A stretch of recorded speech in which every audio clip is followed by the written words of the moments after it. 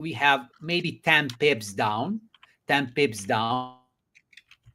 And here we have a bullish divergence. So the oscillator showing one trend, and the price are on the different bias. So what means is that right now we're some kind of the bullish divergence, and there is a potential chance that we can reach the new highs.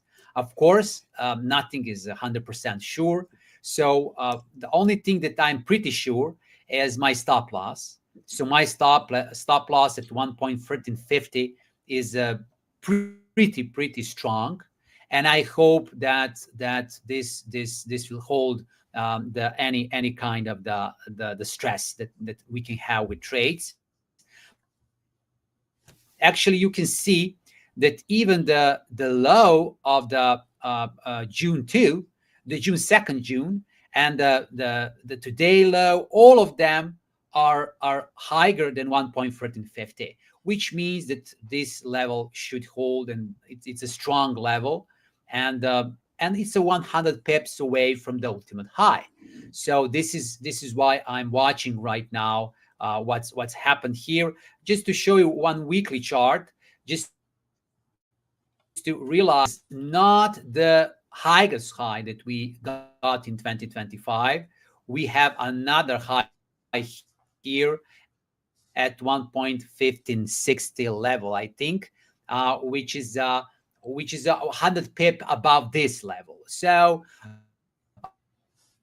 it's not completely fresh, but the good thing is that it's aware. And U.S. session started. We are getting a little bit lower, which was expected.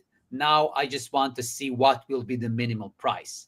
I think that this minimal price will reach in 15 minutes, and after that, I hope that we will start to recover and go upside. Meanwhile, Richard, if you have any trade, please just tell me to stop, and I will be ready to give you to show your trade, because I know that your time is begin right now. So Yeah, I'm gonna wait for the right first now, 15 minutes. of I'll let course, you know. okay, okay, no problem. So, like I said, we were after the news, the high that we reached was 1.1413, and now we are getting a little bit 20 pips down. We are from that high, and we are continue to go lower. I just watching right now what's happened, which is which shows that market right now sees euro dollar and British pound as a bullish potential, because usually now institutional traders looking for some low level to enter into the buy trade. But only thing is where will be that be, and I hope it will be as soon as possible. Of course, what I'm watching right now too, except the euro dollar, is British pound dollar, and a bit introduction about this. So very similar situation. We have one, I can say, a bullish lag right now. I will just check. This is 1 minute, so I see it's a different chart. Just a moment. Okay. So we have this line here that I just draw on the chart. It's a line that connects yesterday low and today's low. So I want to see British pound dollar to be above this line. This is very important. Of course, because of huge volatility, we can always retest the yesterday low, but it's not good for that. The next thing is what I like too. If we try to create a trend line in the same manner using the yesterday low, really on the bullish bias right now. So if I look a good level to buy, that level should be after this US Open pullback. But the idealistic level would be the level that touch this trend line. Of course, we need to wait to see that, and I don't know can we approach so low, but but for the traders that looking for the buy trade for British pound dollar, the best thing that I can do is to find some low level, enter that level, and put the stop loss to be slightly below 1.35, because Okay. after that, if we break that levels or yesterday low, in that case, that is a bullish bearish validation point for me, and I'm bearish after that. But I think that the price are holding very good for British pound dollar. It's a little bit stronger today, even that we failed a couple of times and tried to reach 1.35. The whole day price oscillate between 1.3520 and 3530, now 40. So we are in that choppy 20 pips range, and I hope that we'll get some kind of the push to go higher. The good thing is, right now when I go to the 1 minute chart, I will just show you that, which is good. Of course, it's just beginning. I don't know, can that hold? The same thing is for euro dollar, but still nothing special. It's important just to find some low then, and after the US Open to have the continuation of the bullish trend. Now let me see the Aussie dollar. The Aussie dollar is uh, interesting. I will just open the chart. This is the Aussie dollar. And as you can see on the 1 hour chart, Oh, wow. we are pretty, we can say that we are in the some bullish momentum. And that bullish momentum we can track using this trend line here. So on the 1 hour chart, we see the bullish momentum here, the low of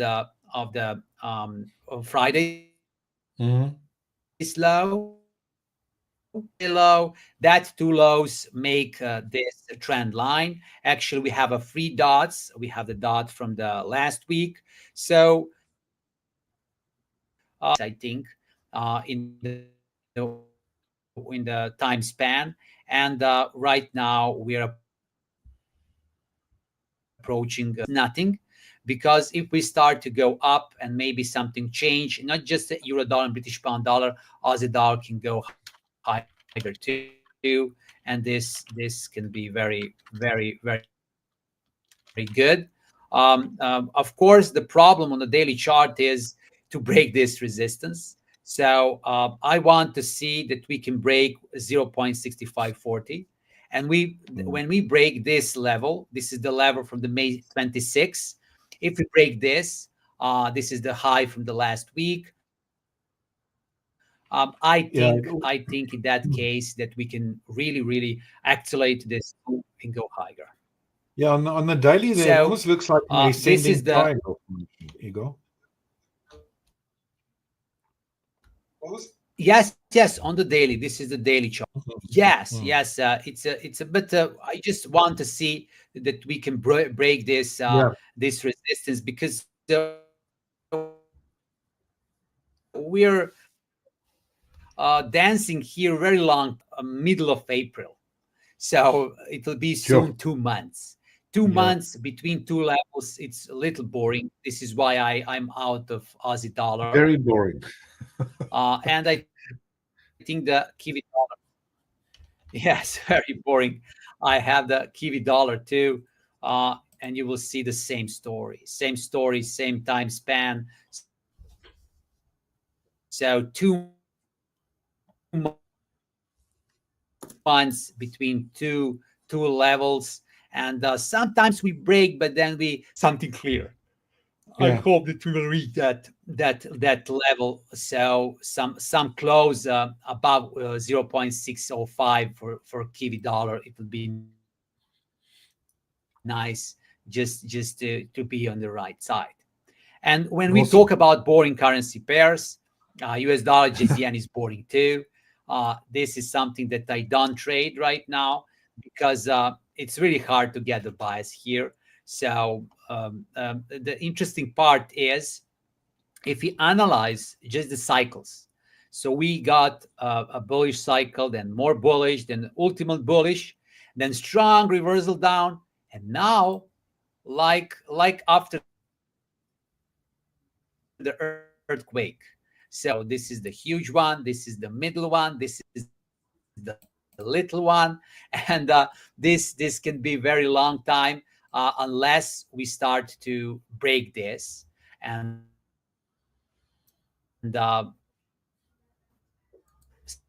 something, for example, line, this can be another trend line like Okay.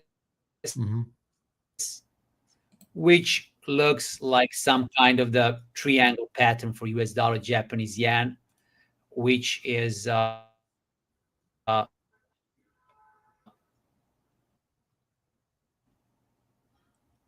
we just oscillate there. I want to see breakout here. If I see any breakout, I would like to enter, especially if I see this bearish trend line.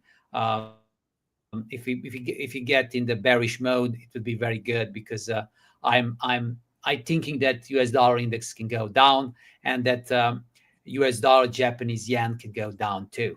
So this is the something that I'm watching, and I hope it will be interesting.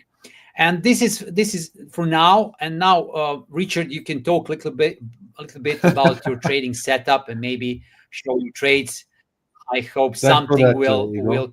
will happen in your space. Yeah, let's hope so. We're getting a nice bullish move here on the indices. Let me just share my screen. This aftermarket obviously absorbed those pretty bad ADP numbers. Again, a case of the market doing one thing different as to what you expect it should do. And let me just open my chart. Can you see my chart there? Yes, I see your chart. All right, awesome. Right, so we look at the NASDAQ here. Let's first start with the SP 500. Price made a bit of like a triple top formation here during the pre-market session and has just pipped above that. This was that ADP number when that came out. It was a pretty strong decline. Price tested these clusters of lows that formed right before the end of yesterday's session and during today's sort of more early morning hours. This is Eastern Standard Time. Just tipped that, and now we're off to the races again.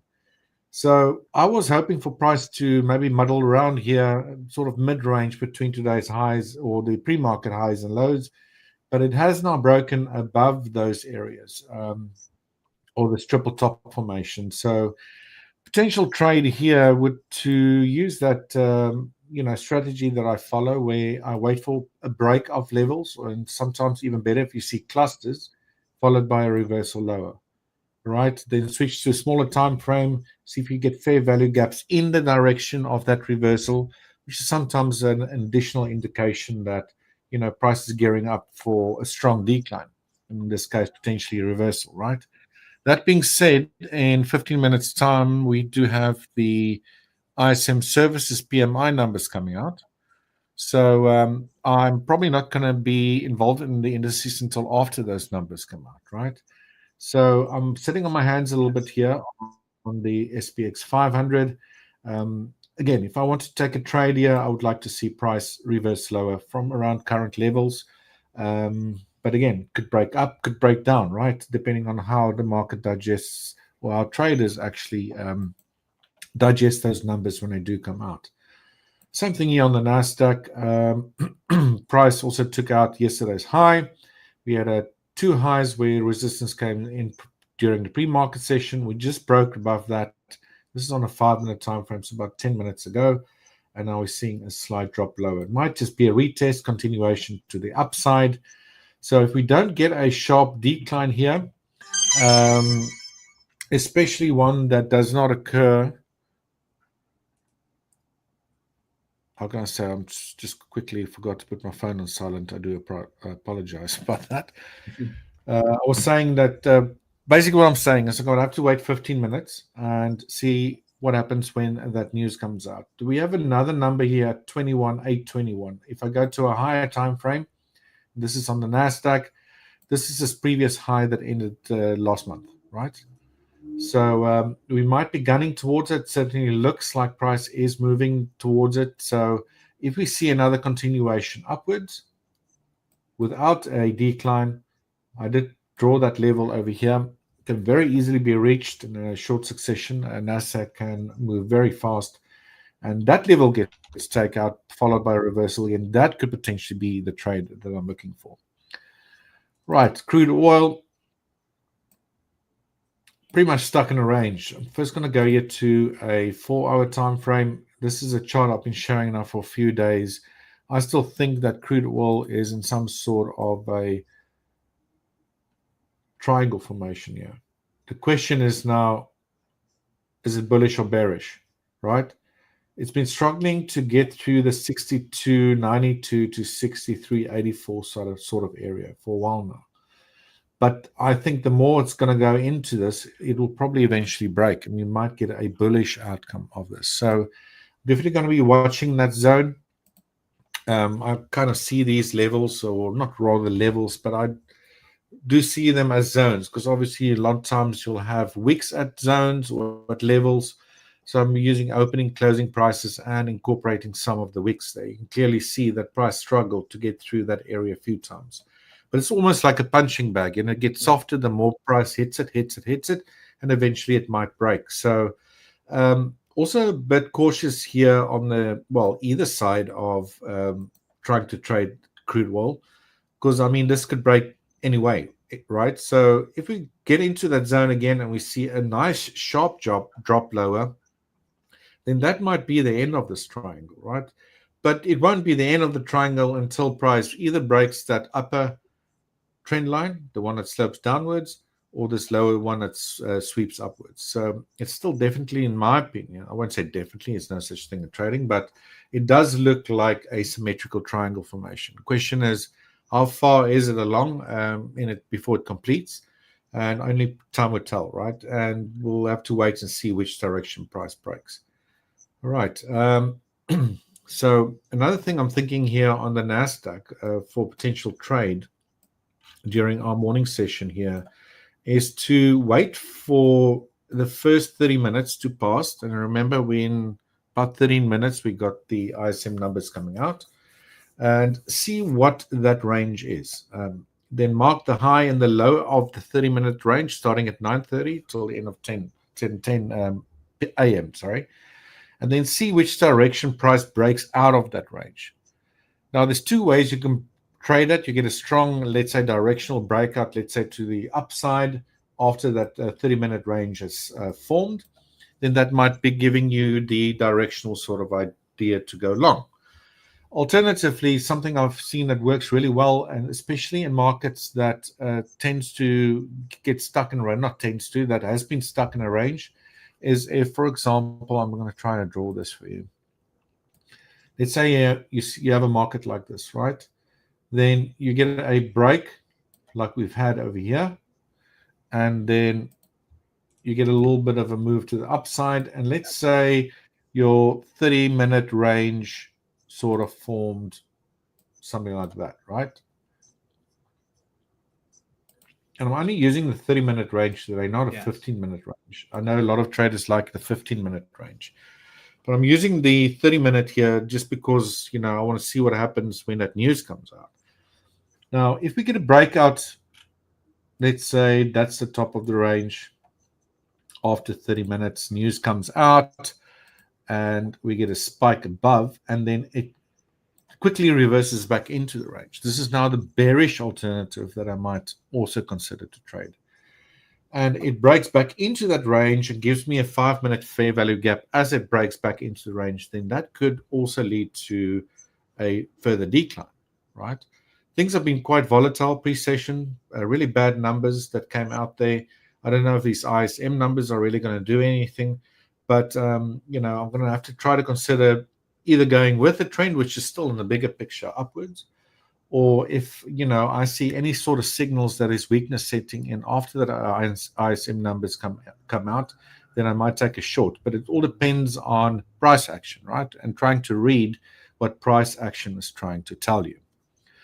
So we got another 10 minutes to wait, to just be a bit more patient, and see how things materialize when those numbers come out.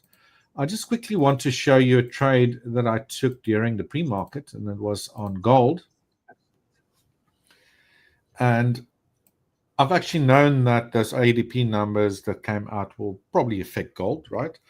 But I got in a position here about like an hour before those numbers came out. You can see this green line over here. And I had a risk reward of 1 to 2. So, double reward for what you're risking. And how I played this was a classical setup where price during the pre-market took out this green line over here. And that green line is basically just a high low that formed yesterday. And there was also these two high lows here that price also took out during the morning session, right? And price pipped that. It came down pretty strong. And as I was sitting there, I switched to a 1 minute time frame, thinking that we might get at least a bounce to the upside, whether it's going to be corrective or a change in trend after the decline we've seen. And I mean decline on gold, not as like bearish, but intraday, right? So price took out that levels. You're only seeing that upper one now, but it did actually take out those other two high lows that I've shown you. And I immediately switched to a 1 minute time frame to see if there's any sort of fair value gaps that would form into the direction of the trade that I want to take. Now, in this scenario, you can see we had this long ranging candle, this black one, that created a fair value gap between this candle over here and this blue candle over here, right? You see this little square that I've drawn on my chart there. Maybe let's just make that a different color so it stands out a bit more. And that would have been a bearish type of fair value gap, meaning that traders would see that if price retouches it, that they potentially should go short, right? It might act as resistance. Thereby, the trend might continue lower. But since price took out 3 levels, you always got to be careful. You probably got a lot of stops at those levels, or guys expect, breakout traders expect, price is going to continue lower. And what happens? It actually reverses against you. So this is what we call a inverse fair value gap, meaning that a bearish one formed, and in very quick succession, since we're looking here at a 1 minute time frame, price busted through that fair value gap, therefore sort of like invalidating it, and as we call an inverse fair value gap. And that was my cue to go long. All right, so I went long right at that candle after price broke above it. It did wick above it, didn't close above it, but it was sort of for me enough to say, like, listen, maybe there's some bears stepping in here. And I had to sit through quite a little bit of a pullback here, did not move my stop. And then we had a really nice pop to the upside. I think price came within, I think 2 or 3, no, it was about 3 or 4 pips of my 1 to 2 ratio, and start reversing lower. And this is where it can be difficult sometimes to hold a position, especially when you start seeing some bearish price action. Remember, 1 to 2 ratio is just some sort of level that you figured out. It's not necessarily at a technical level and those sort of things, right? It's dependent on where you got in, where you place your stop loss. So if price for me typically gets very close to my stop loss, I'll start aggressively trailing my stop loss. So eventually I went behind this this blue candle over here that just missed my target, and we unfortunately seen a move lower and got stopped out. It was a half decent trade, so I'm pretty happy with that, to put some money in the bag during the pre-market session. But that being said, I'm sort of glad I actually got stopped out here, because if I kept that stop loss here, I would probably would have, after this massive decline here that didn't take out the lows, you probably would have started getting quite nervous, right? And what happened again? Price reversed back upwards and would have easily exceeded my initial 1 to 2 ratio. So I do sometimes feel, especially with these volatile markets, when news like this come out before let's say the US session starts, like gold, there can be a lot of temporary manipulation that goes on. So you need to. I prefer to dynamically trail my stop. So I don't just keep a hard 1 to 2 or 1 to 3 target level, but I'll aggressively start trailing my stop if price gets very close to it. So that I avoid situations like this and get out, especially knowing that the US session is approaching and that things might get volatile. So it's very easy to say, yeah, but you shouldn't have moved your stop. Price would have initially reached your target, etc., etc. But for me, nice if it did in very quick succession. But I already sat here through a little bit of a move lower, and I was just happy to get out of this trade. So that was my trade on gold prior to our morning session here at Hola Prime.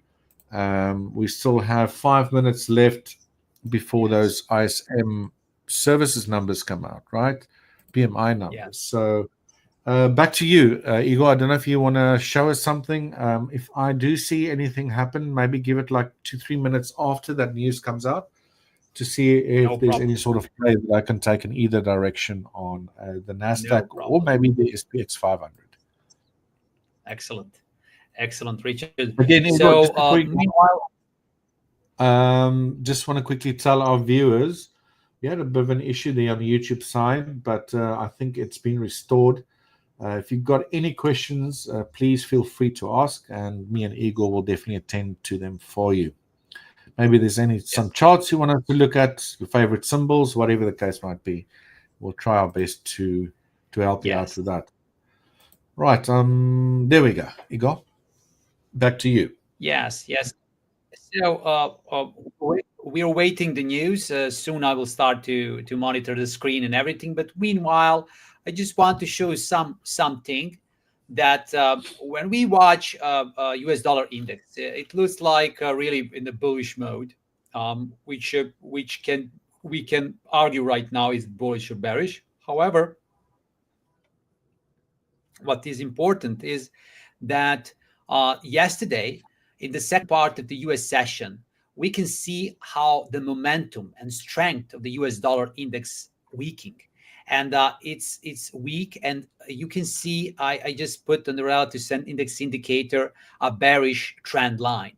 This bearish trend line showing that from the yesterday US session up to now, we are in the bearish mood of the US dollar index. And we don't see that on the chart because we're on the same prices that we were yesterday. But that momentum are realistic, which is good because now everything is correlated with the news and with the bias of the major currencies, how they're performed here. One of the facts that I just want to share with you is that I remember a month ago, we were around level 1.336 for the British pound dollar, and the US dollar index was on the same level like now, which means that we have not just the weak US dollar, we are starting to have a stronger British pound dollar and euro dollar, which means that it's good for the trend when you have one sideway or other with a clear direction currency, and when you just gather one strong and one weak, it's very good for trading. However, the news will be, I think, in 2 minutes. I monitor right now on the screen. What I want to see is I want to see the number lower than 50. It will be very tough, but just a little introduction here. What we are waiting here. We are waiting ICM services PMI. It's a monthly economic indicator and measures the economic health of U.S. services sector. And the interesting thing that how we are getting that data. So the institute that generates this data, they go and make a survey and ask 400 executives to tell them their opinions about the service industry. And this is their little bit biased, So they're in their minds and heads are Trump, and when they give that service answers, usually It's everything correlated. But of course, we need to see the data before we say anything. 10 seconds, this 10 seconds before the news. We're waiting to see, and I monitor right now the US dollar index. I will go to the 1 minute chart just to see. I want to see a big red candle here. It will be very nice, but we are still waiting to see the news. Still waiting. Yeah, it's worse than Oh expected. yes, there is a big red candle, but it's worse than expected, less than 50. This is very important because the 51 is not like less than 50. It's very important that because less than 50 means that we have a contraction in the services sector. So this is the contraction, and now we can see the data. We have the push for euro dollar. Look, this 1 minute chart right now, the strong push on hourly. We have a bullish bias here, and of course now it will be some pullback, etc. But the good thing is we are pushing to do 1.1450, and the we didn't have, and we are pushing up to 1.3560, and we will see can we accomplish this 1.3560 today. I think that we can, but it's a very strong zone. There will be some kind of rejections, so this is why I think that euro dollar will go smoothly more than British pound dollar. Interesting will be, it will be fight here who will be the faster, euro dollar and British pound dollar. I have the both trades, so I don't worry about that. I'm glad that during the US opening range, we didn't have some large, crazy pullback. We're very steady, and this is good because now we are steadily go up. And I hope that we will see the new highs now. So we have the fundamentals. Technically, we break the trend line. On the euro dollar, we are keeping this trend line. On the British pound dollar, we are keeping the bullish trend line. On the 30-minute chart, you can see this bullish potential here, and it's a good thing. It's a good thing. The only bad thing is that we are approaching a 1.356, which is very strong level, and it will be a little bit rough here. I hope that in a few minutes we will be there, and after that, I hope that we will see new highs, and we have a plenty of room to see the new highs today because we have 6-7 hours till end of this session, so it's enough time. It's really enough time. Gotcha. If anyone has a comment, hello Robert, do you have any question for us, any asset that you watch?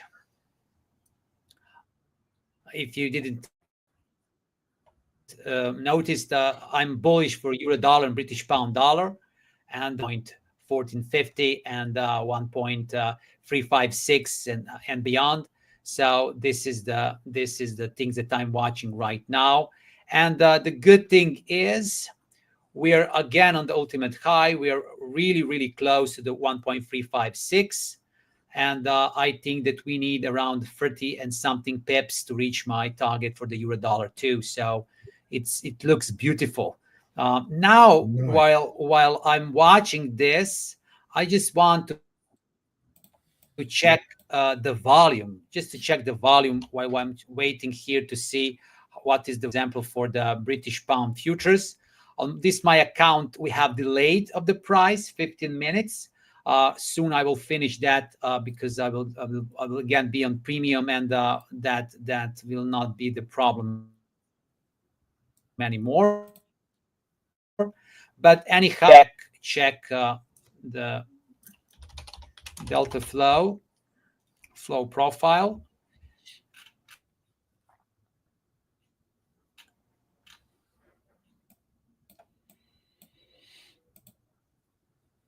And delta flow profile here. So we are near to the 1.3560. Yes, we have two wells. And yes, and here we have a lot of sellers around 1.3566, and up upon the 1.3580, we have a lot of sellers. So the price between 1.3560 and 1.3580 will be very, very tough. Some will, then we go 10, 15, 20 pips down, then we reach again and reach again. So it will be tough. It will not be easy. But we need to just know that it'll be rough. We can get really, really new highs without any problem. I will just check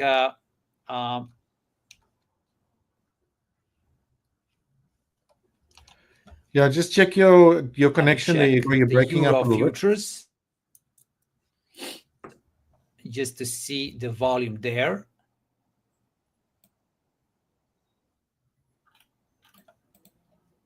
Is everything fine?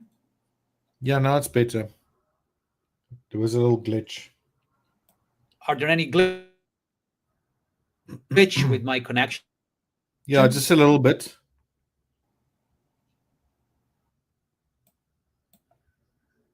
Now it seems fine.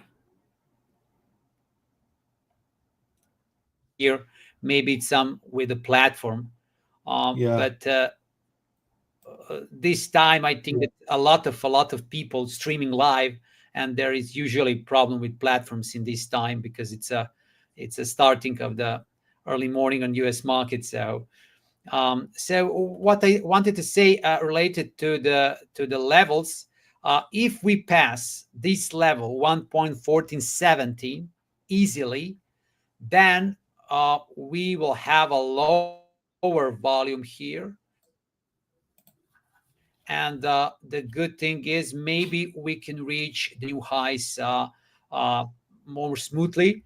But it's very important to pass this level 1.1425 because there is a very low volume profile here, which can be either the strong resistance, either the accelerating the bullish trend. So it's important now to be steady for the euro dollar, and I hope that we will see.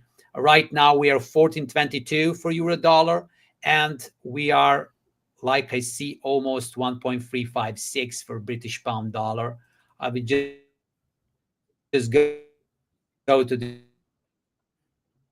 chart to see this moment. Yes, we are here. Yes, we are right now above 1.356 level, which means that now we have the path up to the 1.3580. Of course, now next 15 pips will be hard because we will have some drop, then again push higher, etc.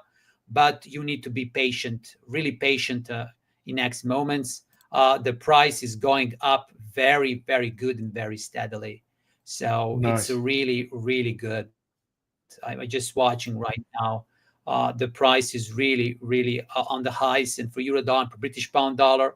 And I just want to see the US dollar index. Yes.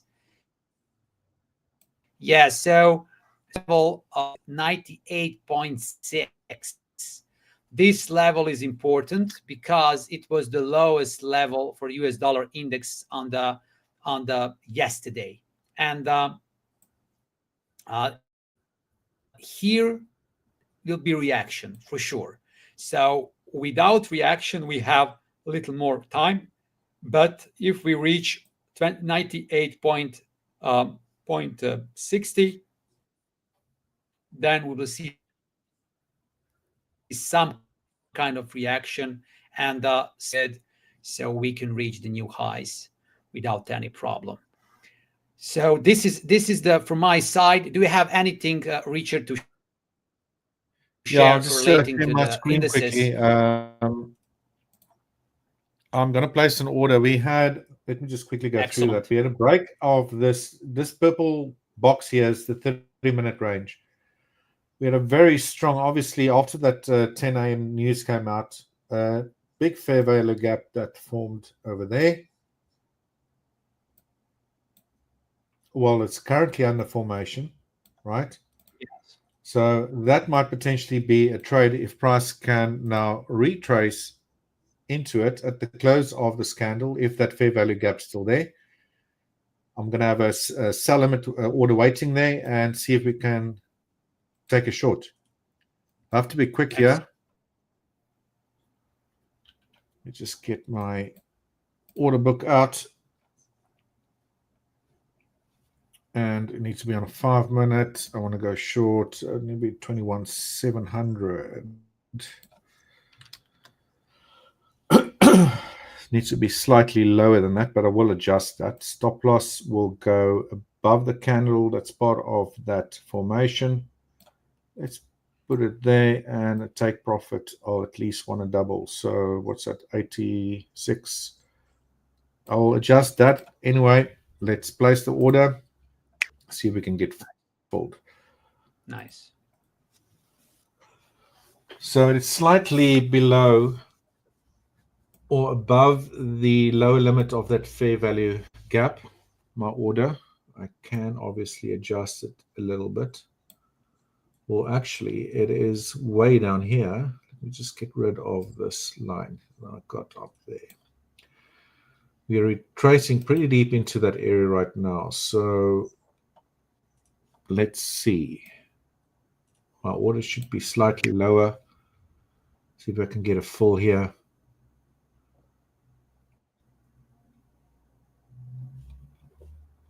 If not, then I'm going to hit the market order here.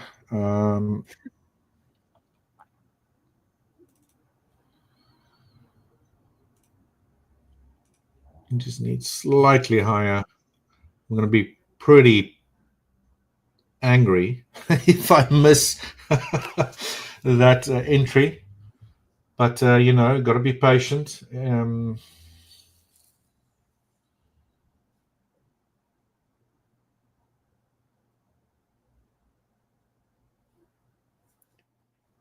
Really patient. And it does look like I'm going to miss that. It's just really unfortunate.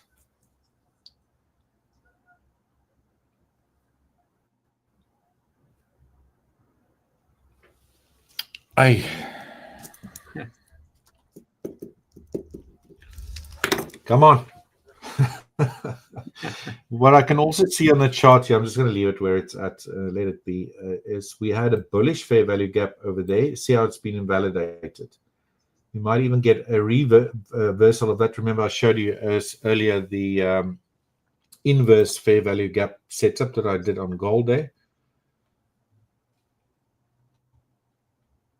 So I'm really hoping that I can get filled here, guys. But again, you know, market digests the news and might just be bullish for the rest of the day again. But yeah, that's the setup.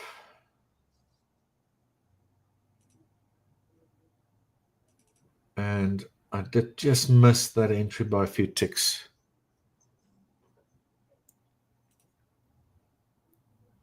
Nice, Robert. Yes. Very nice. What's that, 60 pips? Nice quick one. Before you go to work.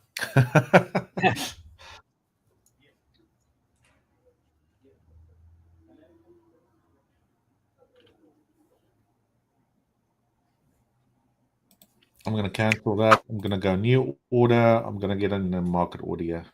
I have to be a bit more aggressive here. It's just the way it is. Did I get filled? No. Here we go.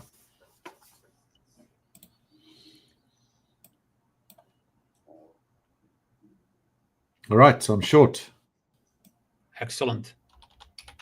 Stop loss, I'm going to place around about 21,738.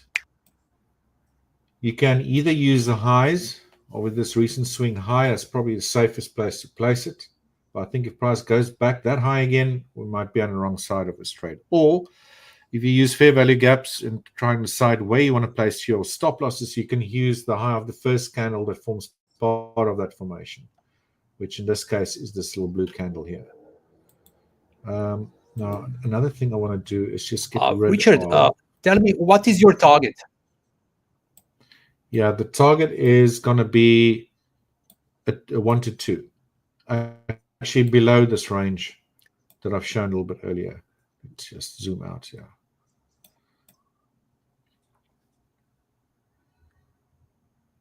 You see how my chart's not behaving at the moment. All the drawing tools are moving around. Can you tell me what will be that price level, just to check something? Yeah, I'm just going to quickly get that for you. Remember, I said I was going to adjust it. Yes. Because I just wanted to get into that trade. So what I can do is just get my risk-reward calculator out here if it will allow me.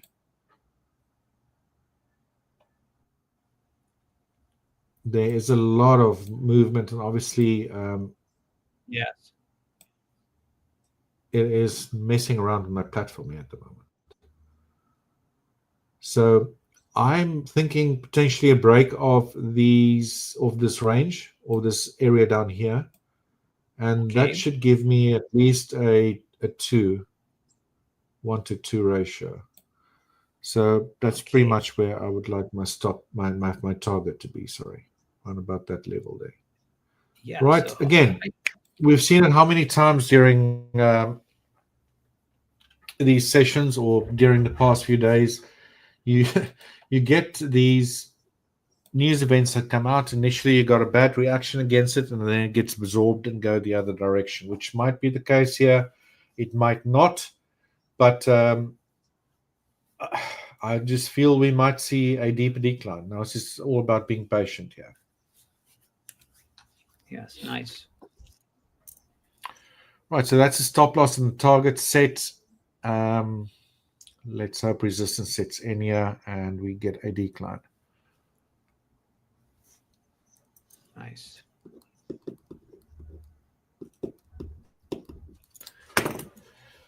All right.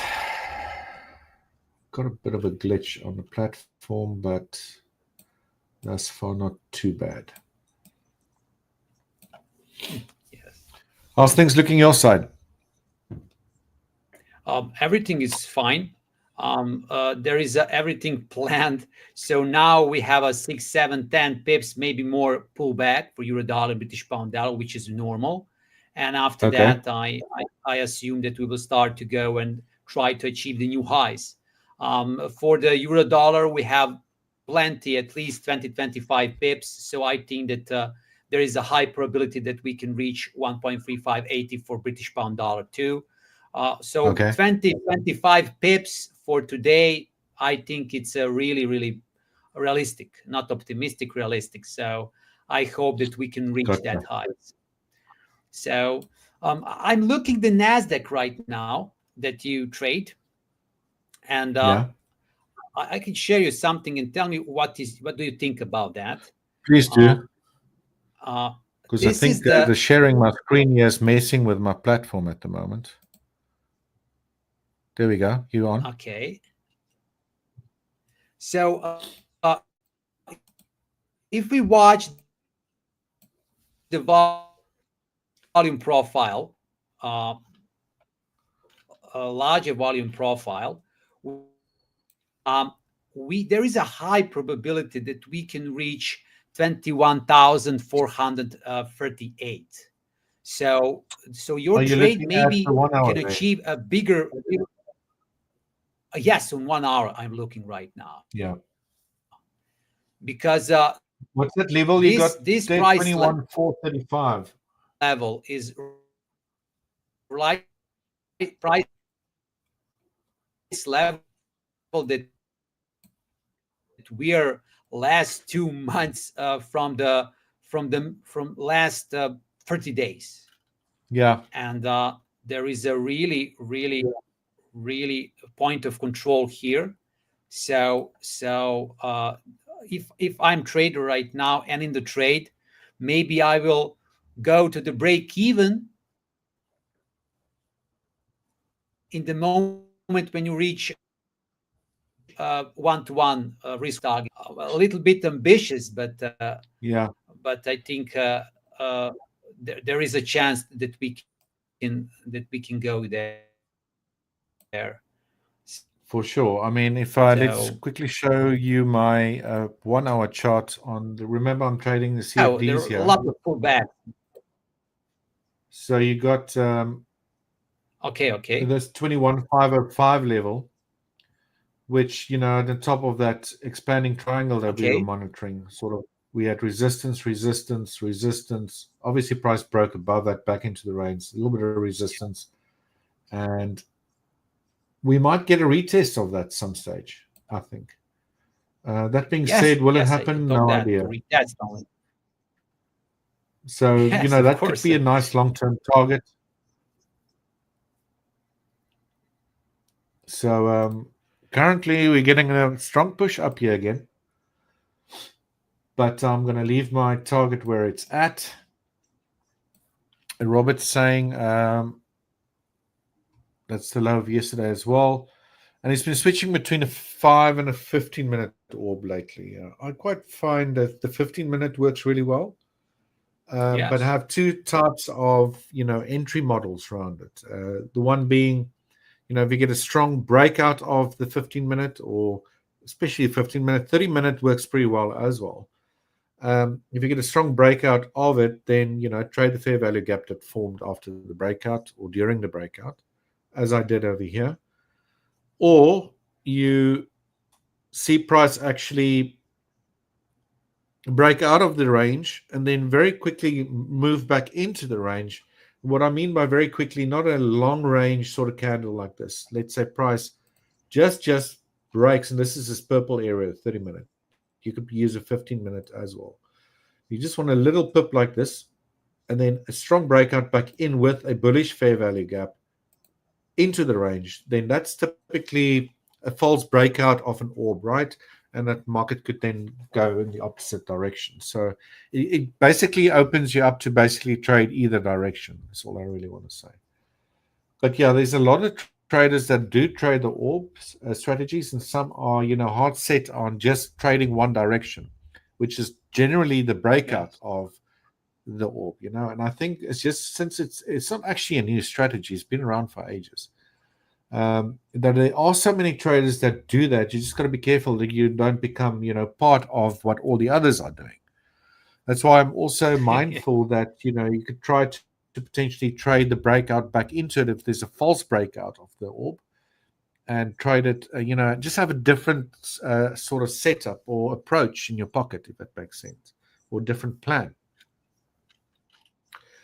So yeah, price is, or just tested this fair value gap over here. You see, it won't even let me highlight my drawings at the moment, which I don't know why. But I might have to refresh things on my side. So Igor, just take things away there quickly. Show me what you've got, if you have anything, or talk about something. I'm just quickly gonna Yeah. refresh my charts. Okay. Okay, no problem. So for the first thing, what I will do is to show you my trades. I close my trade at 1.3560. That was the target for the British pound dollar. And my euro Nice. dollar is still alive, of course. Right now, I'm around to reach more than 60 pips profit and to reach the previous high. Actually, I'm 40 pips in profit. I want to reach more than 60 pips. And this trade is here.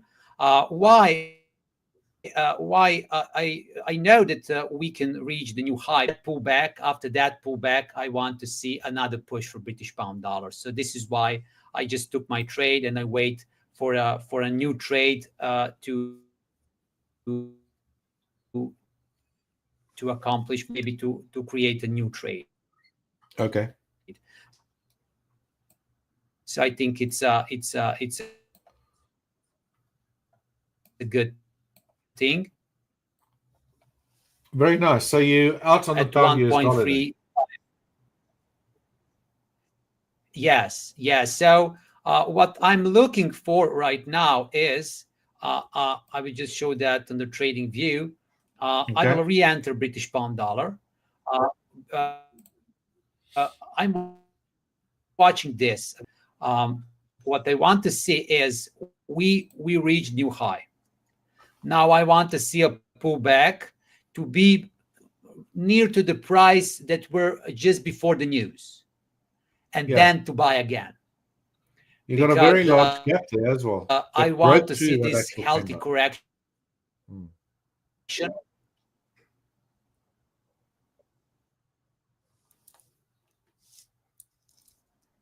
We will have some kind of the correction. Yes. So this is the plan. The euro dollar is a little bit slower, so I don't touch anything here. It will to the previous ultimate high, actually last week 1450. So we are very close here, and I hope that during the end of the day we'll reach that level. Euro dollar is good when you enter into the trade, just to keep that trade to the end. But British pound dollar is a little bit volatile, and you can play with that. You can close the trade, wait for the pullback, go again, etc. Because always gives opportunities, because it swings on the chart. This is the something that I watch. Something that I watch, and I didn't talk about that, is the US dollar CAD.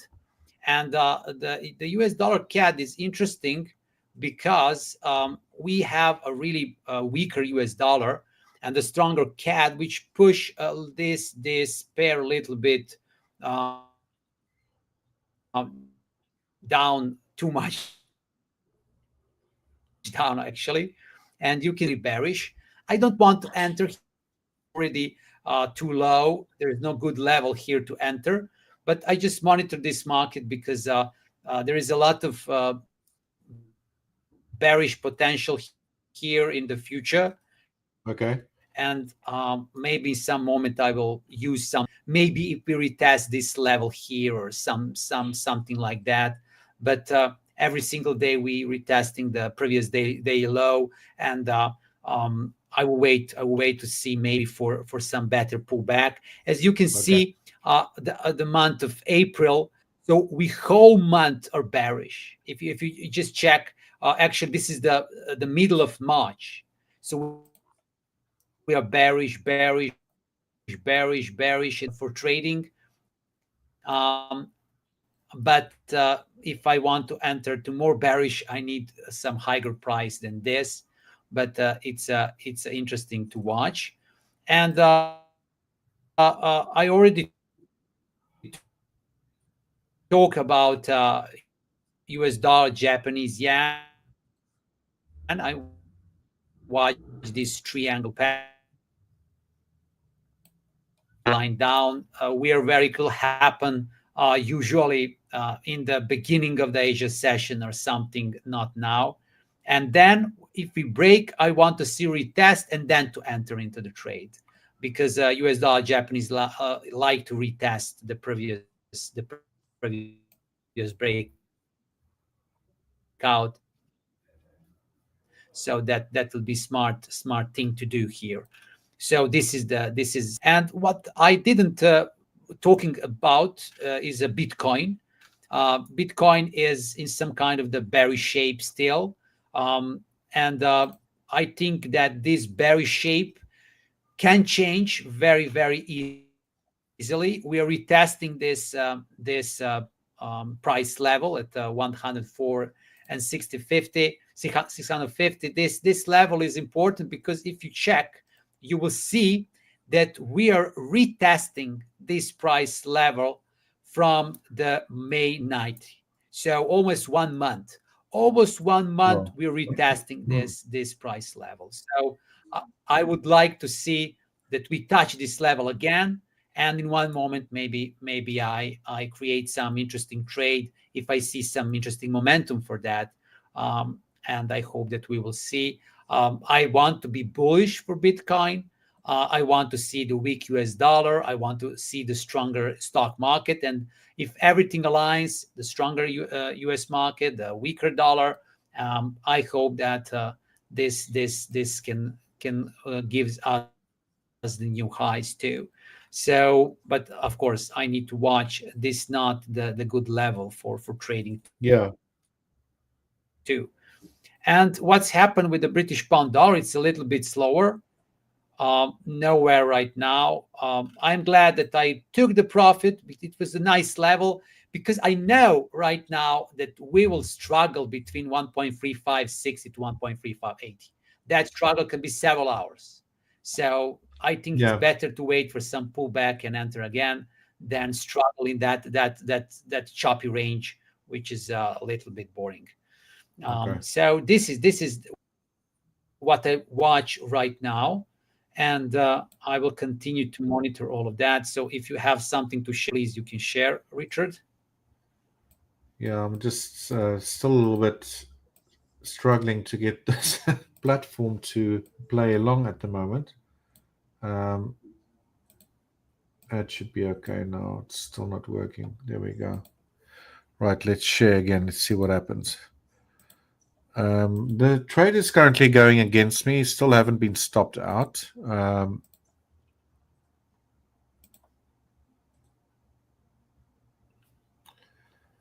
So we basically on the 1 minute, there was a little gap that occurred here right as that news happened. So price just filled that.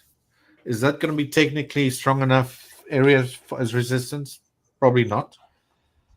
But I think if price breaks that gap, it breaks this little lower high here, then I'm probably on the wrong side of this trade.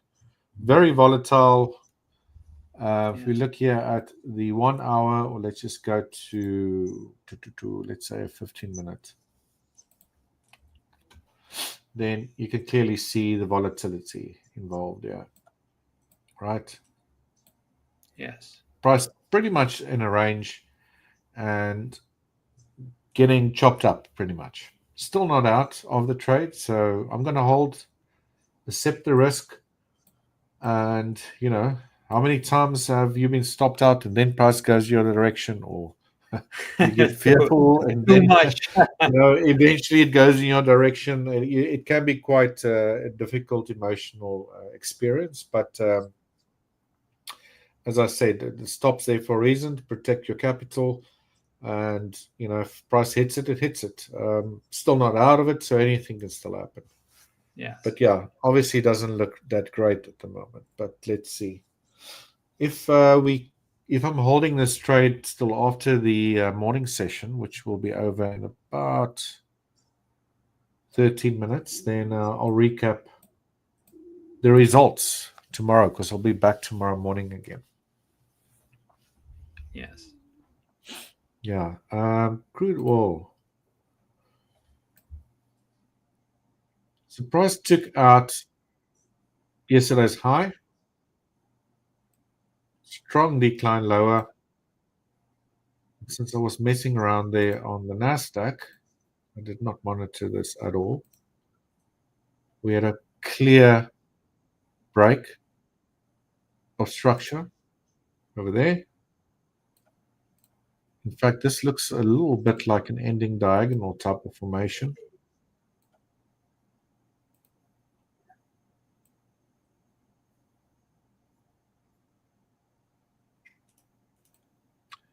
And yeah, potential trade setup here if price could get into this area where this little fair value gap occurred. Robert's saying that just means our direction was correct, but our entry was wrong. That's what I have to try and keep in mind. Yeah, and sometimes your entry will be right and sometimes wrong. It's not to say 100% you're wrong. Yeah, just watch this now. Price take out that recent high and then reverse lower. Just Murphy's law, Yes. right? So, yeah, are you going to try again? I typically try 2 times on a trade. And if that doesn't work, then I walk away. Then I was probably wrong about things, right?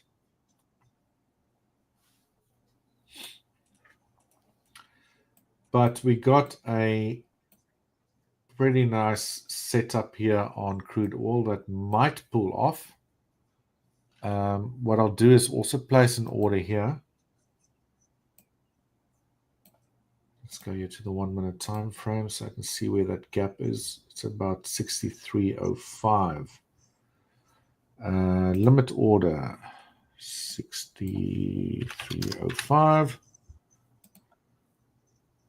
Oops, sorry, needs to be sell 63.05. And here I'm really gonna trade a small amount. Don't want to risk my exposure too much here on 2 trades. So be mindful of that. And again, here I'll also go for like a 1 to 2.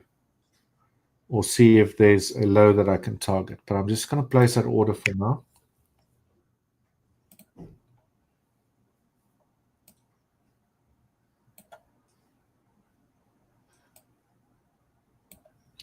And see where price might be heading to if it continues lower. And if I get filled. I've had it this week thus far 2 times where I was correct about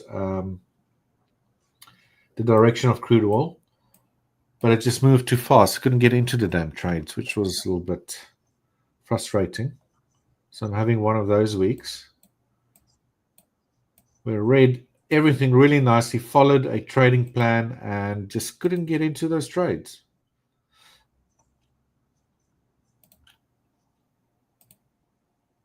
So that's my little fair value gap there. Got a sell limit order at that area. I would like to see a retest of it. And see how it goes.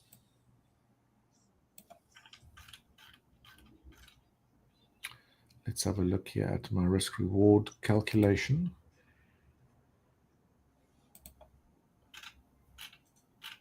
I did check that very quickly. It does seem like there's a decent risk reward ratio towards that low of at least 2.5. But anyway, price would need to do this now, right? Fill me into this trade and then drop. That's the idea.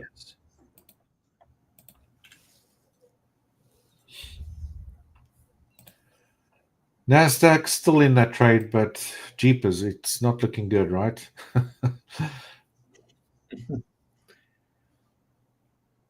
Who knows? Who knows?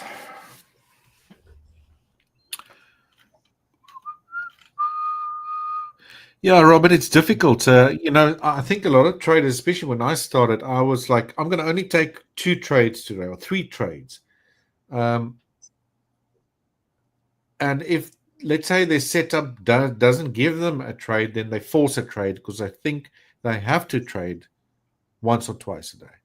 They have that impulse that they must trade. Otherwise, they did something wrong or I find if you don't get your setup, you don't focus on, following your setup religiously, and your setup doesn't occur, you don't trade for the day. If that makes sense.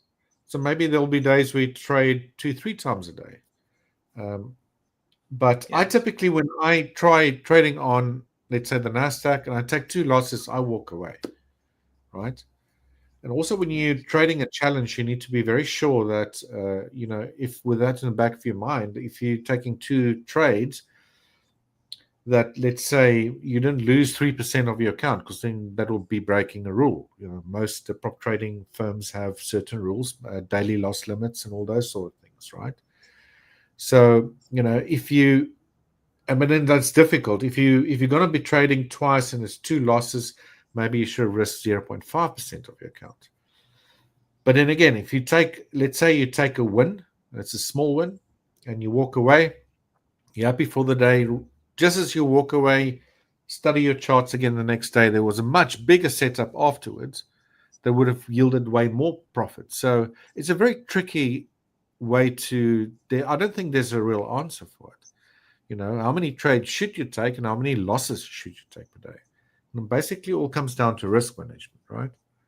And Yeah. also trying not to force things. I mean, with these setups I trade, they generally, there's no more than 2 that set up a day anyway. So if they're both losses, then that's it. Finished. Try again the next day. We're getting a bit of a decline here on NASDAQ. But yeah, we're sweating a little bit there, taking a bit of heat, as they say. Yes. So I would just like something to add, Richard, to this statement that Robert just wrote. On the main account, Yeah. I want to pass. I'm going to take 1 or 2 trades a day using it, and then just scalp on my other. I like scalping too much. I completely understand you, Robert, because very often, especially when I'm on the challenging accounts, I like scalping because you can faster finish that challenge account. Because we traders sometimes we don't have a patient for the testing challenging accounts while we don't get a funded account, and this is the psychologically very tough. I know that the answer is do not scalp, make strategically trades, etc., etc. But sometimes we we can find, for example, the price very close to the low or high, and our stop loss can be 10 pips, and we can talk about scalping then. And if I see, for example, after 5, 6, 7 pips that I'm in profit, I can move my stop loss. And then sometimes, not always, but sometimes we can get very, very good risk reward ratio with a little bit higher number of lots. And the whole time we were less than 1% or less than 0.5% of the risk. And that are the best our days. However, in our mind, we need to know that we can try that occasionally, just occasionally, when really, really on a strong support, on a really, really strong resistance. But any other places are not good for that. Just to tell that for just idea, because if you want to pick some good targets and to get very good risk reward ratio, you need to have really, really good entry point. Yeah, 100% agree.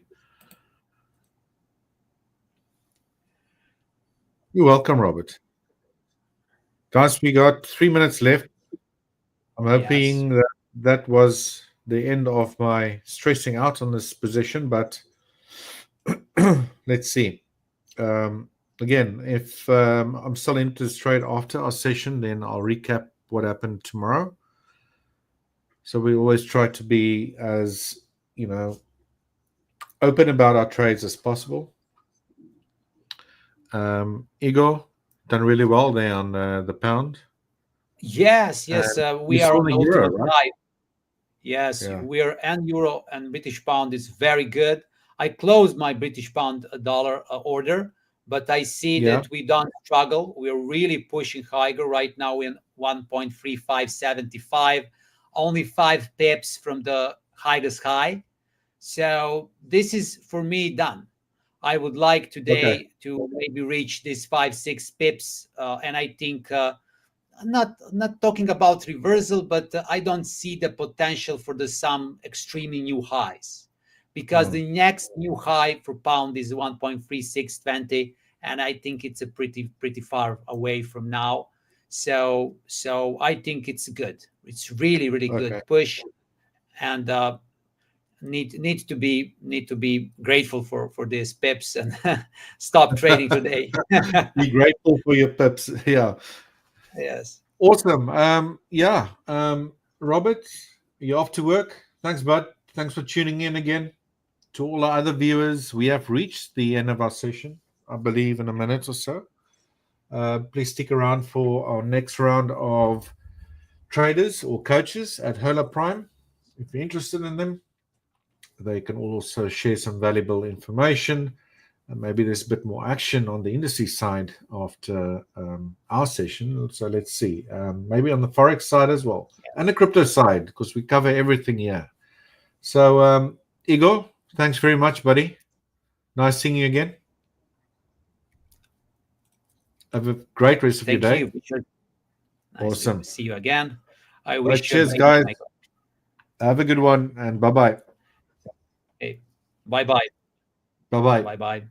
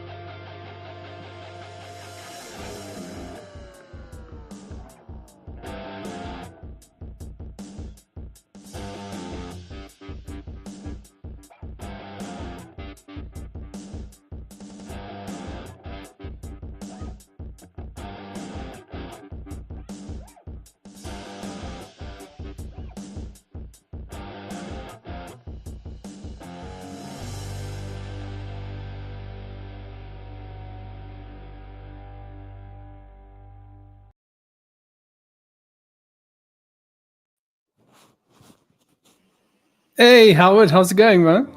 Not too bad. Good afternoon, good evening. How you doing?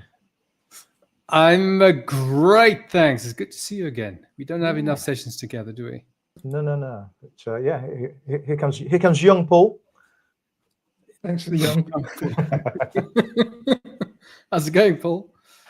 Well, let's see. Did you just have a shower or something? Did you just come out of the shower? No, just trying to keep warm like you yesterday. Oh, yeah. Well, we've had a very eventful day, didn't we, with all the news events and so on. Well, catch us up, because what have I missed?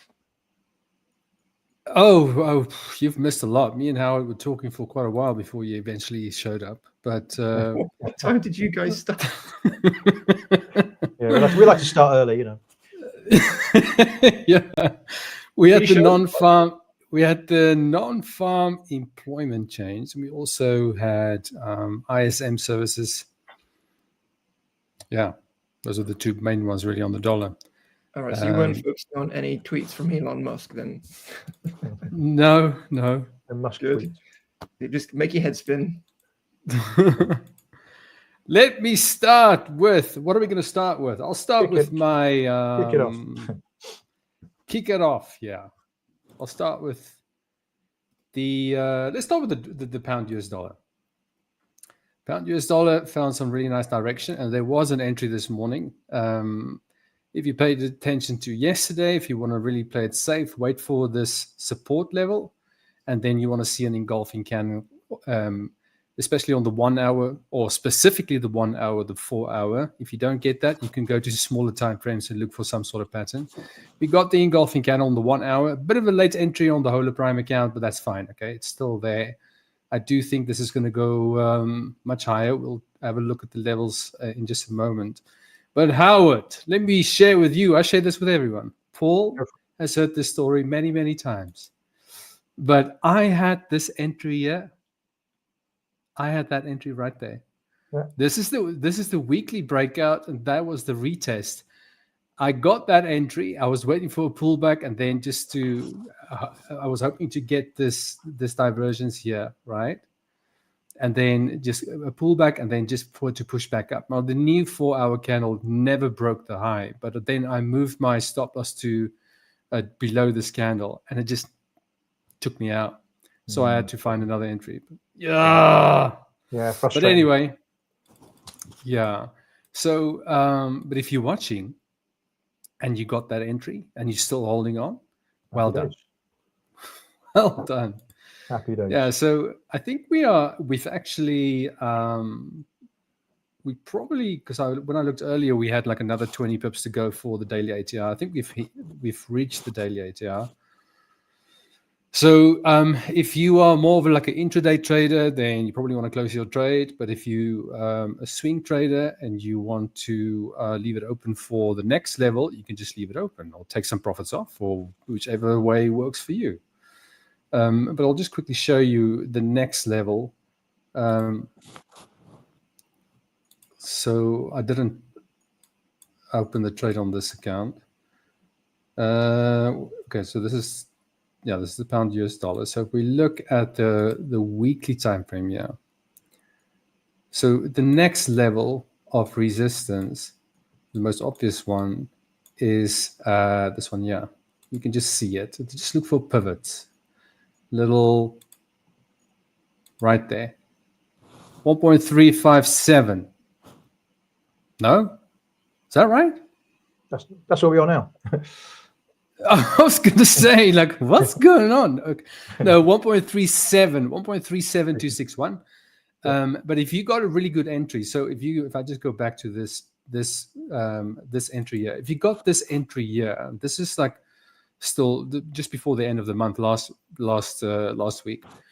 If you got that entry, you can aim for 70% of the monthly ATR for this month. You can really, it's not obviously just in a straight line. It can it's going to weaken Zach and pretty much like over here. It's going to do that a few more times.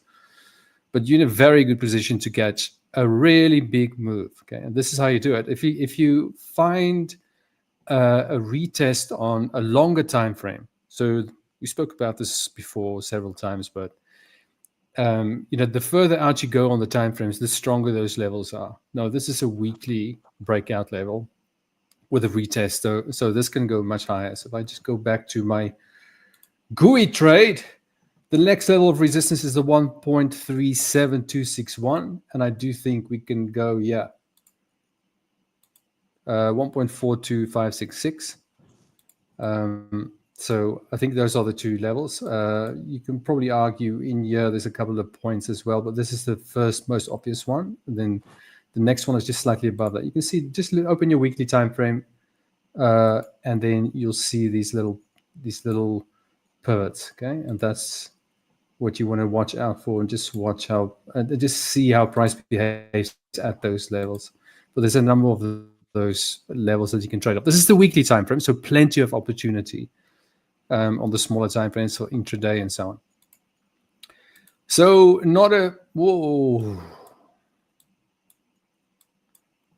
so very, very nice move today to the upside. Howard, are you? I know you look at more than just the pound US dollar. Is this one you were interested in, or did you look at the euro dollar? Yeah, I'm actually in both, and a bit of gold as well. I've been quite strong today. So gold, yeah. So I managed gold's a little bit slower, but it's having a bit of struggling a little bit here. But it's a smaller kind of position. But sterling, I got in around 40 odd earlier on, 35.40. And I'm looking to hold this thing certainly overnight, and maybe we see a bit of follow through tomorrow. As you say, it's had a good move today, so maybe it might need a bit of consolidation before it can have a crack at that. Just a little bit further up, basically. I feel we've had the messy period. This period here was very choppy, and especially on the smaller time frames. If you were trying to trade the smaller time frames, I think you probably had a very difficult time. And that just goes back to, again, the point of it's not a good idea to trade when you're not at a key level, right? Wait for the key level, and from there you can trade, you can scalp, you can do whatever you want, but not at random places. So talking about gold, right. Yes, this is the trade I took in the session yesterday, but I didn't like it. I know that sounds a bit weird, but I just wanted gold to just at least just touch that line. And I did take the trade, but I got out. So I'm not in this. I didn't catch this move. It struggled a little bit, and it looks like now it's finally going, kind of thing. It might be a pullback trade for someone out there. Yeah, you see, for me right now where we are, I don't like this. Where we are for either short or long. If you did go long, then obviously that. But you see that the problem is, one of the reasons why I don't like, why I didn't like this trade is like, okay, so I took the trade the moment it broke that high. I like to see that. Okay, with let me just change the color of these lines, so otherwise, just to make them stand out a little bit, like that. Okay, so. Broke the high, you get in, and then the stop loss is below that wick. The problem I have with that is your risk reward ratio, number one, and okay, so you need to have a very strong bias. So there's multiple confluences on multiple time frames, etc. I didn't feel like I had that. And so if we could have just traded maybe at this 50 level and actually touch that 50 level, because this 50 level also, there's a lot of confluence here. You've got that support level there as well. So it just fell short. We know it can fall short. Okay. But what I wanted to see was just maybe just the 50 PS, maybe just slightly below it. And then a much smaller candle than if you look at those two horizontal, those black lines, with a much smaller risk, say, for example, something like that, then it just looks different. And even though you don't have a very strong bias, you can very easily target this level here, this red line here, which comes from the lowest, or the latest lower high of this diagonal line. Does that make sense? Yeah. So then that would have made more sense, and then that's a trade worth taking. But yeah, I don't really have a strong bias on gold, right? I don't feel like this is enough for me to say we're definitely going to go higher, or that's the reason why. You don't see a little W formation there on that chart? Little kind of bullish base. Oh, you mean over here? It's like this? Yeah. Yeah. Maybe. I mean, it's not. Yeah, it's just not. It's just not enough, I feel. We need to give Michael a call. Well, yeah, Michael's got a WhatsApp group with lots of gold traders. Well, not really, but he took a beautiful one. Michael took a beautiful trade, this inverted head and shoulders pattern. So he took that long there. Nice. So you got that one. Nice. But yeah, anyway. So, but I'm not I don't like one-to-one trades. That's just me. So yeah. So, but mainly it was like I didn't feel it was a good opportunity. Obviously, it did go up, but so what? So for me, on gold, I would just like to, because we could consolidate here, maybe break out. If we break out of this level here, then I would take a retest and go long, but not where we are right now. I won't trade in this area where we are right now. Yeah, it's just not. It doesn't fit in with all the stuff I typically look at. So gold, I'm just going to leave alone for now and let it kind of do its thing, and then I'll be interested in that level there. If it comes below here and break that low, I won't be interested in the short, because I mean there's a lot of traffic here, and the picture will actually become even more muddy, I feel, if it comes low, below this 50 level. Yeah. So that's where I'm standing with gold. So yeah, if I did tell people not to take the trade, and I took it. So, but yeah. So all right. So that's gold. The NASDAQ is pushing higher today, and that's actually when the news came out. It was a bit messy. I am in a trade right now. So you can see at the open. Sorry, this was the news event. We found support, just focus on the 15-minute time frame. That's the support level. Then we went all the way back up to the resistance level, and then we came all the way back down, back to the support, and now we're bouncing back. So very rangy, but I feel we could find direction and push to the upside. We'll see. We'll see how that pans out. But this is on obviously smaller time frame. This is smaller time frame trading, but on the longer time frame, this is the daily time frame. I do think we are heading towards the high. This little rejection candle, which didn't mean much to me anyway at the time, so I didn't short that or anything. But I think we definitely heading for the highs. I don't know what you guys think on the NASDAQ, but it certainly looks like that, right? Because we had this little pullback. Yeah. They seem to be buying it on the dips, don't they? It goes down for a day or two, and straight back up again. Yeah. But again, I trade off key levels. So we're not at a key level, so I wouldn't try to long it all the way there. I would start to pay attention at the previous high. And then just look at price action there and take it from there, really. But for now, I'm just like sitting on the side on the longer time frames. Obviously, scalping is very different. So yeah. And then I haven't even looked at Bitcoin today. What's Bitcoin doing? Nothing. Oh wow, we're pretty much exactly where we were on Monday. Okay, bit of a sideways range there. This is the 4-hour time frame. So Paul will obviously give us a lot more insight there. But Paul, you did mention yesterday we're in a range, and so I think you're just going to play that recording again. I always bring a little bit of fresh stuff. We're in a range. We're in a got- range today. I got something.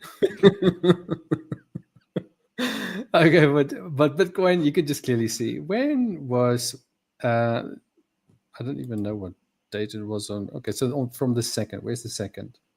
Yeah, okay, from the second, we pretty much exactly where we were.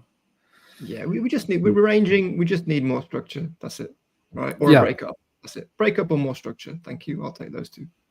Yes. Yeah, that's exactly right. You just need more price action for the picture to become a bit more clear.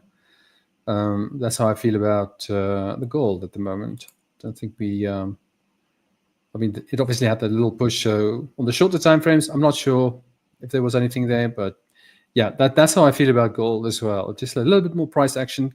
Give me another candle, and then another one, and another one, and another one, until the picture becomes clear. It's like when you're looking to come in, for like a long altcoin entry, right, or even a Bitcoin long entry.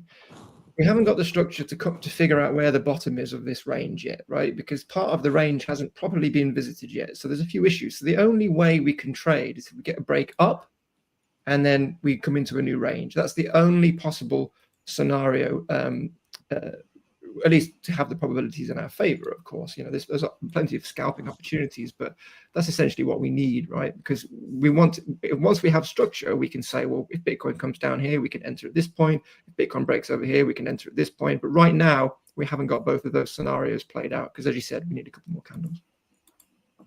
Yeah. Yeah. So I mean, the last trade I took on Bitcoin.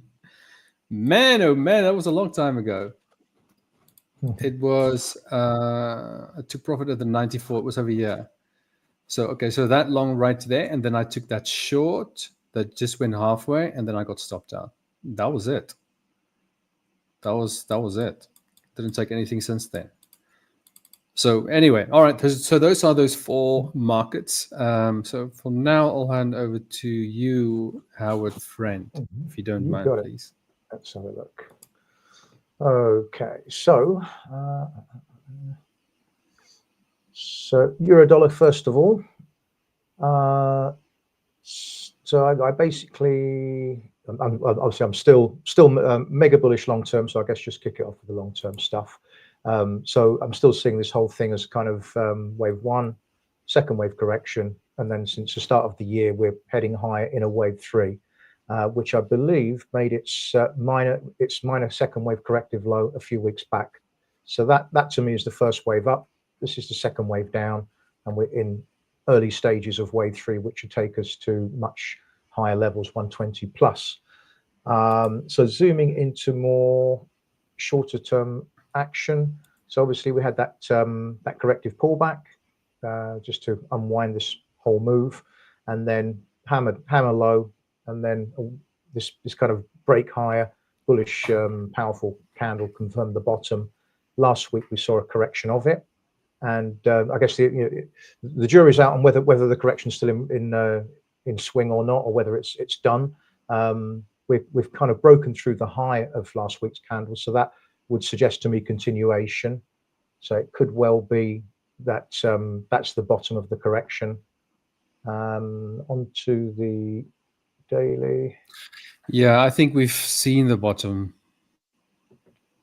Yeah, that pullback we had a few days back, that to me looks like the kind of that's the end of the big correction, and that's the end of the small correction, and now we're starting to step higher in what looks like the next leg, which should at least see a retest of this high. So today could be a good day to get in if you're looking for that next couple of days higher.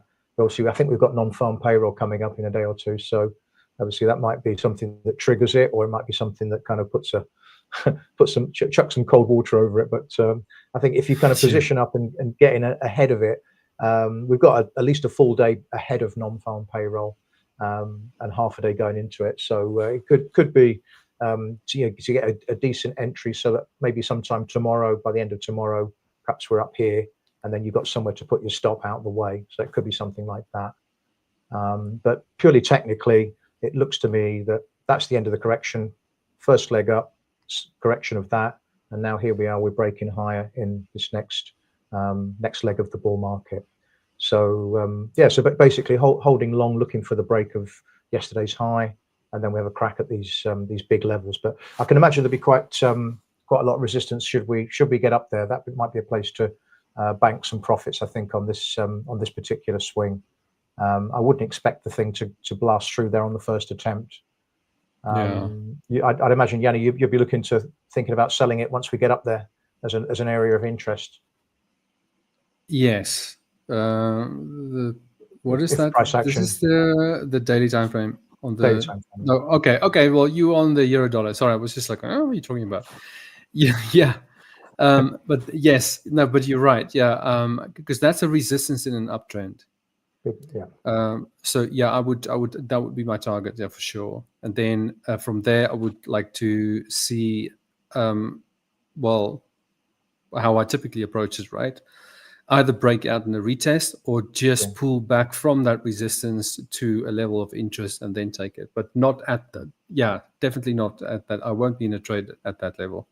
Yeah, I can imagine there'll be a lot of people just waiting to sell into that. So it's definitely a place to take profits if you happen to be long when it goes up there. So that's the plan anyway. I don't know with payroll around the corner. I don't know whether we'll do it, but at least the way it's shaping up today, yesterday's kind of attempt at topping around this level here, it looks like they've run out of juice on the selling side. So the fact that here we're breaking up through the midpoint of yesterday's candle, maybe we close above it, that would suggest that there's at least a short-term bottom there for me. So that's that one. Yeah. Onto what do you think? Sterling. What do you think about the reaction of? Do you have like any expectations in terms of what we can expect with NFP, like in terms of the reaction to the actual news event? Do you think I know it's difficult to say, but yeah, I'd imagine. For me, I think most of the so-called fundamentals drivers these days are what happens with the president, and what he says and does. I think that's overshadowing everything by the looks of things. Yeah, the reason why I'm asking you is because we've had like really weak responses to pretty high impact news events lately. Well, not lately, in the last few months, actually. It just doesn't. So where you typically want to be, I think Michael actually mentioned this yesterday, where he got out of a trade because of a news event, and then the reaction was so weak, and it just carried on into his favor. Yeah. So you get shaken out. You're kind of worried that about the potential volatility, and sometimes it happens, sometimes it doesn't, kind of thing. Yeah, but we just haven't had like a really strong response. But you're right about if tomorrow is going to be a very choppy day and we don't really get much movement. So in other words, we don't see any opportunities and we don't get at least like half a day's ATR or something like that, then that could be a bit difficult, or you could be in a pretty tricky position for NFP. But if you had a really good entry on the pound US dollar or the euro dollar, I think you can sit through it. Yeah, I think you can sit through NFP even if it goes initially against you. So that's it could be one of those things where we come in, after the Asian session and it's making new highs for this particular swing, 114.80 or something. And then you can say, okay, I can ram my stop up, and by the time we get anywhere close to NFP, we hopefully should have some a bit of light, a bit of room below the market price and the stop kind of thing. It just depends on how we respond. I guess overnight, but it's a good move. It's a good move today. The fact that it was looking pretty ugly yesterday. They tried to take it down. It broke yesterday's low and then up again, and now accumulation at higher level, up again, just trending higher. And also the news gave it a bit of a spurt higher as well. It looks like the buyers seem to be in control, at least over this short time frame. Yeah, I agree with that. That's that one. Obviously sterling, similar kind of idea. It was outperforming the last day or two. When yesterday we had obviously the decline in euro dollar, but it was quite muted with cable sterling dollar. It was just that it just produced a little inside bar, this little thing yesterday, whereas euro dollar by comparison was down here. So it seems that for whatever reason there's a little bit of sterling outperformance. I don't know what that's all about, but it seems to be very well bid on the crosses. But same kind of idea for me in that. Just going back to the big chart. So major low in place, 2022, wave 1 up, second wave correction, and from this year's low is the start for me of wave 3, which will be taking us to much higher levels. So once third waves kick off, then it can get quite long trend. What's the term? Disorderly, I think is the term. Once the acceleration goes. Ideally, if you're using Elliott wave, the idea would be to try and position yourself in at the end of a C wave, at the end of an ABC correction. At least identify them and then you use them. So that's big picture stuff. And so closer in, we had obviously the rejection from the B wave high, the previous swing high. So upper shadow, upper shadow, upper shadow, then the lower shadow, and that was the bottom of that correction. Boom, up we go. Last week, a muted correction to the previous week's rally. So basically just digesting it. And here we are, we've retraced very deeply last week's rally, so last week's pullback so far. So that to me is quite a strong, perhaps a bit like this one in terms of a weak counter trend pullback, and the next week we start to resume the trend and we accelerate. So it could be interesting. Should we break through that high, it could get quite disorderly. Yeah, it's that one. Onto the daily. So yeah, the consolidation, which basically found support just a little bit above some of these old resistance levels. So you've got a bit of a zone here. Excuse me, 133.60, 134-ish pullback there. First attempt, retest, and then break. Settlement above, and now today starting to break through. This looks a little bit like what I'm looking at on the weekly, in that we saw an acceleration 2 bars ago, a small correction of it, and now we break through the high. So the buyers are in control. So it looks like it's ready for a crack at the highs at least. Yeah, no, for sure. With that bearish candle that you just showed there. Yeah, on the daily. You see now that when that I mean, this is like the probability for this to close bullish today. So that yesterday's bearish candle was just that little inside candle, and now but even if you look further back, you see that engulfing candle. Goes 1, 2, 3, 4, 5, 6, 7. No, the bearish engulfing candle. That was the resistance level, right? Yeah, this one. So so you see now that is the main one really that needs to be taken out. Yeah. And the bullish close we had 2 days ago, that bullish candle before yesterday's candle. Yeah. That close, that's a very strong close, well within that engulfing candle's body, probably more or less towards the upper end of that body. Yeah. It's very, very bullish. Okay, it's not the pull. That's why I say that the pullback is over. We've had the pullback. Yeah. So and also that bullish candle to at the bottom end of that pullback. I know this is the daily. This is the daily time frame. But if you look at, you don't have to go, but the 4-hour time frame, that's where you hit the support on the weekly breakout. Yeah, that's where the retest was on the weekly breakout. So yeah, I do think the pullback's over. From now, we're gonna go to the moon. Hi, Robert. Nice to see you. Yeah. Yeah. So so I guess all part of the same story, really. Dollar weakness, which brings us to dollar yen, which it looked like quite a promising looking candle yesterday. I guess a little bit like euro dollar for the dollar bulls, in that it based at support on the daily chart, right here. So you've got a lot of big support here at this level. It's at 42 basically, 142 and change. So yesterday was quite a nice looking bounce.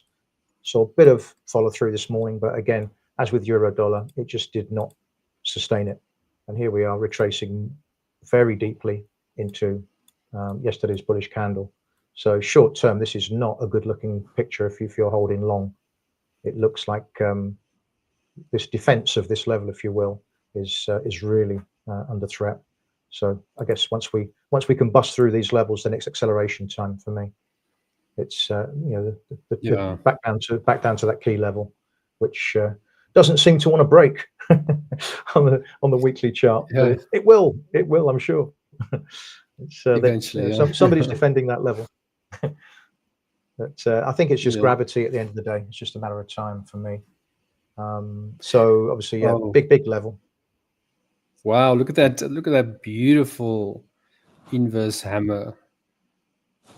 This one on the weekly. Yeah, look at that. Yeah, boom. Yeah, that took all the buyers out the market. That was boom. That's it. Yeah. Forget about it. And last week we had a similar kind of thing, although not at a top, but same kind of idea, long upper shadow on the week.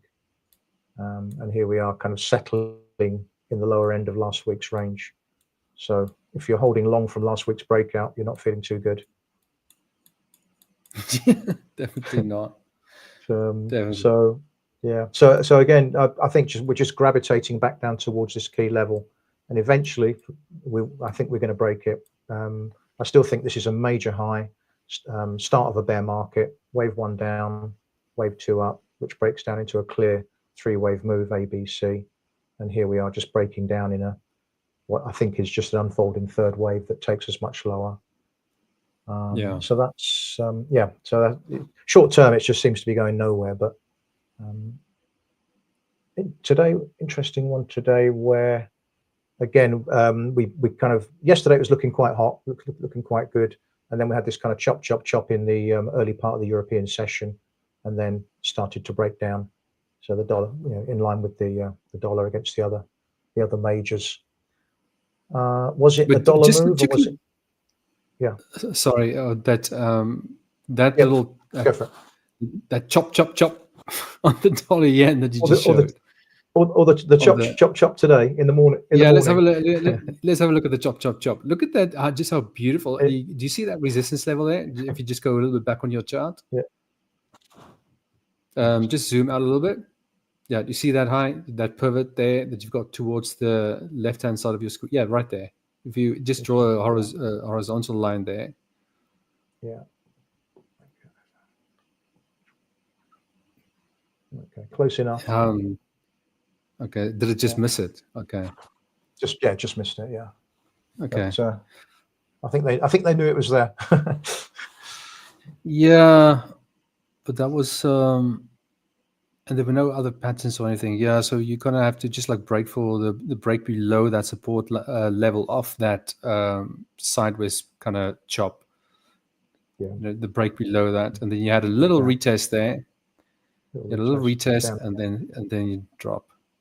Yeah. Yeah. Okay. Very nice. Yeah, okay. It looks a bit ugly.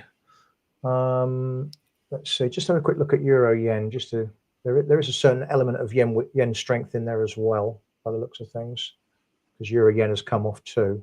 So it's not just a dollar story. So that's interesting in itself. I'm not sure what good news has been out there for the yen. Has the stock market fallen out of bed? I don't think it has, is it? No, it's actually it's going up.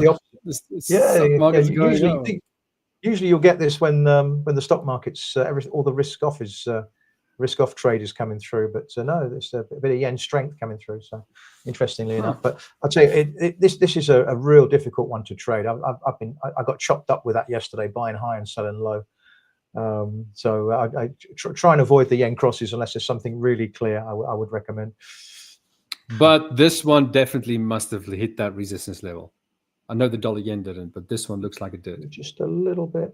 Is that just a bit shy if we're talking about that one? That's, If it just missed it, just move the line so that it looks like it did hit it. Yeah, for entertainment purposes. No, I'm joking. How close is that? Close enough. Did it miss it? Yeah, it missed it just by a fraction. Okay. Yeah, so, yeah, close but no cigar. Close but no. So, yeah. Rejected from that and back into the range. What's your take on the dollar yen? It doesn't look like there's no really nice structures or key levels of interest right now, right? Dollar yen. On the euro yen, sorry, the euro yen. Yeah, I don't think I've got anything really hot on that one at the moment. It has been relatively strong on the weekly. It's been holding up, so there's been some yen weakness coming through, but yeah, it's just died a death, really. It's just died a death. It's not it's in a range, but it hasn't. Every time it tries to break down, it snaps back up again. So it's not doing what it did previously within this range, topping out here and then seeing a multi-week sell-off. It's just going nowhere. Yeah, So you're gonna have to identify the highest point. You're gonna have to identify the highest point of that entire range. Really, that should be, and ignore everything in between. I think, for me. What do you think about that? Yeah, well, I think just avoid it completely. I think at the moment. Yeah, just avoid it. Just avoid it. You're right. Yeah, unless there's something maybe on the daily chart or something where you've got like a nice candle. Maybe today, where you get a bearish engulfing and then see if it follows through tomorrow, kind of thing. But it's one of those markets that it's just recently it's just been really kind of trendless. You get all sorts of weird moves up and down and nothing that you can really hang your hat on, I don't think. So avoid. Avoid, yeah. Okay. Yeah, I'll hand it back across to you guys and I'll come back a bit later on. Okay, I'll just Paul, before I hand over to you, if you don't mind, I just quickly want to get your take on a couple of things here. We spoke about this, and I think, Howard, you were in the session, or this is going back a couple of months, maybe even, about looking at longer time frames, and then you can potentially, just based on how the candle formed, you can, for the month, just look to take positions in that direction. For example, trading into an upper shadow or a lower shadow, we show that it looks small, but it's like 150, 200 pips. So here is the Euro Aussie. What do you think of the Euro Aussie on the monthly? Now, first of all, what you can see is like we had that massive spike to the upside. This is on March 20, not that long ago. And then we had this recent one, okay, which is May this year. But if you look at the actual monthly time frame and you look at the candle itself,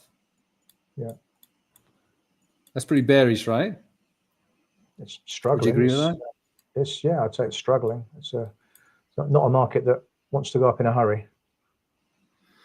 Yeah, usually when I see this, right, even the 15-minute time frame, 1 hour, the 4 hour, just imagine this is a 1 hour time frame, right? For me, this is bearish, right? It already pushed up and now it's coming back down. You can target at least half of this lower wick, but now you just need to trade. I actually looked at this today, and there was a really nice move, obviously prior to the news event. If you look at, so this is basically the, why does it not show the time? Anyway, so this was this morning about 10 o'clock, my local time. So it was pushing back up, and then you got that bearish rejection candle and a really beautiful move to the downside. So I think to look for opportunities on the Euro Aussie. Now I'm going to try to include these kind of plays as well, just for a little bit of a variety. Still sticking to the principles and the rules and the things about how I usually trade, but the opportunity will just be slightly different. is actually coming from, how the monthly candle was formed. Mm. Oh, gee. Okay. But you know what I mean. So, I think the Euro Aussie looks very bearish. I don't know what your guys' take is on that, just by looking at, if I can just position this chart to look like an actual chart. Gotta love the GUI trade. See, so this is the daily time frames. We had that huge push to the upside. Now, this to me, just based on how I typically look at things, see, that would be the key support level right there. And we did get a bounce of there, but it completely failed. And now it's pushing back up, but this is a very strong warning signal. For me, it's not good enough that it just went back up there. It needs to find support and move away. Not find support, move away, and then come back down and close below within this range, and now you're pushing back up.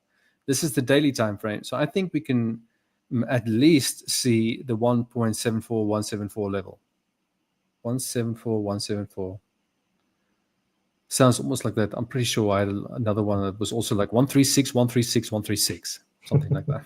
But anyway, So anyway, I'll update.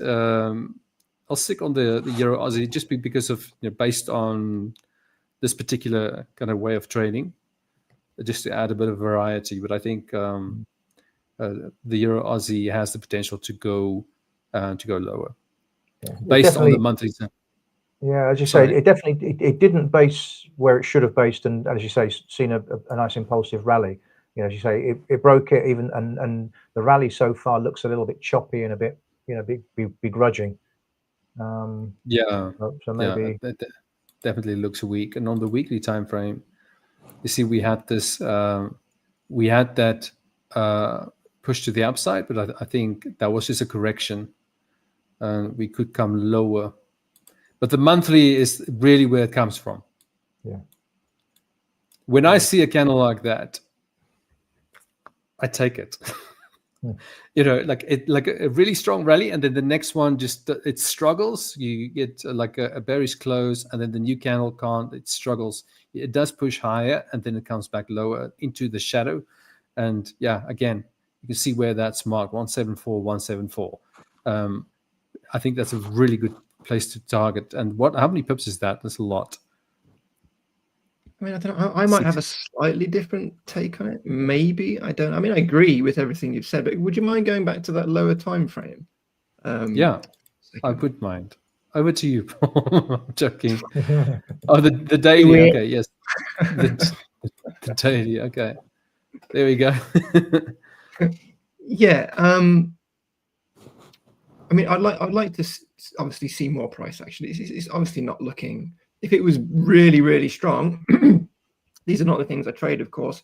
You're going to get bounce at the first obvious support level, especially following that big candle, of course. But I always like to look at the reasoning behind where the price action stopped. And if you actually, I mean, I don't know what's left a little bit, but if you look at the most local kind of before the breakout of that blue range, you've only really had a candle body close highlighting that was resistance locally and a wick, whereas the level below it, which is essentially where the price action bounced off, had multiple touches, and therefore it was the most logical place for buyers to turn up if the market even had a semblance of weakness. So if it was like if the area between the 11th and kind of 25th of March had been more flush with that support line, that resistance line, excuse me, and then the price action had just come straight through that line, that's really, really bearish. But because it's the logical place for the price action to bounce, I would be a little bit hesitant, perhaps just on initial inspection, of being overly short on it. But just based on that, obviously looking at the price action, it is really struggling as well now. We've seen that, but that's just what I saw. I mean, any thoughts on that? Yeah, no, I think you're right. Like it can, but this is I feel this is more likely to go to back to the support level, right? Yeah, it'd be interesting to see how it reacts. Instead of just pushing back to the upside. So I think this is you're this is a long way. But I think you're right, Yeah, though. When there is that kind of ambiguity of support, right? Even if it's just by the design of the price action, right? It does put traders off, because we do like clean setups, don't we? Right? We do prefer them, and therefore, ironically, the odd price action between the 11th and 25th of March is probably facilitating some of the confusion, right? As well. So it will be very interesting to see how it reacts, but certainly not going to the moon. Yeah, if you go back, I guess if you go back to the weekly, it looks like quite a lot of overhead supply. It looks a bit clearer on the weekly. All those red candles. That's quite a strong, quite a strong move. Down, down, down, down, down. That's a lot of people getting out. Yeah. Yeah. So this entire rally has basically been wiped out, which is not what you really want to see. So and this could have been the pullback, but the main thing for me is this. We go back to the 4-hour time frame.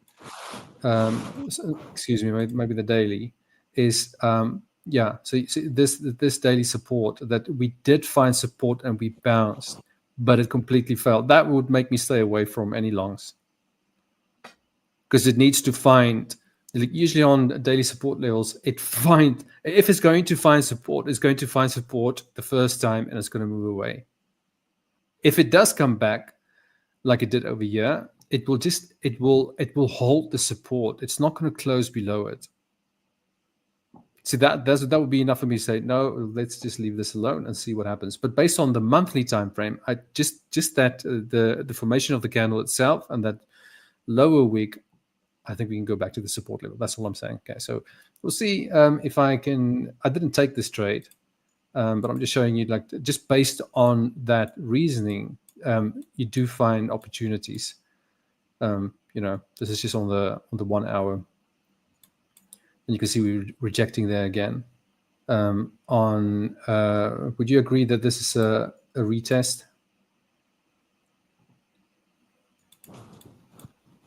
No. Yeah, it looks like overhead supply. It does look a little bit. Mm-hmm. Yeah. So anyway, I just wanted to share that with you guys. And now over to the young Paul, like Howard likes to refer to him. I don't think I look particularly young in this light, if I'm going to I think I may have to move rooms again once the office is sorted out, because it's not doing anything for my complexion, right? I just want to tell you I was a little bit disappointed today, because I found two setups, which I was, obviously, the truth is I'm not looking to trade this week, because we've had plenty of ambiguity with Bitcoin. Need more structure. We've talked about that, right? So obviously, unless it makes a move upwards, there's not much for us in terms of probabilities. But I found two setups, and one of them I was so disappointed. And this is kudos to Ola Prime, because these should not be on our asset list. But Slurf and Goat, right? And I just what? Goat as in greatest of all time. No, the animal.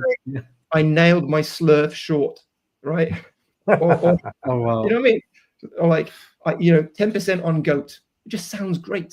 It's just so much better, right? SPX, I don't care, right? 8, Goat. But they don't do it. What a shame. Goat. But let's Goat. I must say they've got some really weird names in the crypto space, the altcoin space, rather, whatever. Yeah, that's for sure. Right. We were talking about this a little while back, and I didn't have the chart available, but we've got some more data in just to, while Bitcoin's just hanging around, we might as well talk about its potential. I think this is going to be the theme of this coverage today. So this is Bitcoin key stakeholders, and basically the number of addresses, so the number of wallets holding between 10 and 10,000 BTC, between 10 and 10,000 BTC has increased a little bit to 151,820, showing that people are still over the last week accumulating, and you can see it here on this chart. I think you asked me about this last week, Yanni, and I didn't have the chart. So the answer to that question is yes, people with those modest, sounds such a lot of money, but those modest wallet amounts are still increasing, which obviously is quite bullish. I just wanted to touch base with that. And obviously, as we've already covered, Bitcoin's ranging. Right now, we need more structure. I imagine the most logical move, if we can maintain, this range, is just pop ahead above here, and then we've got some trading opportunities. But until that happens, or we have more structure down here, it's just a waiting game. But I did want to just highlight a couple of out of left field sort of perspectives. So this is Bitcoin Daily, really clean chart, and this is my student brought this to my attention today.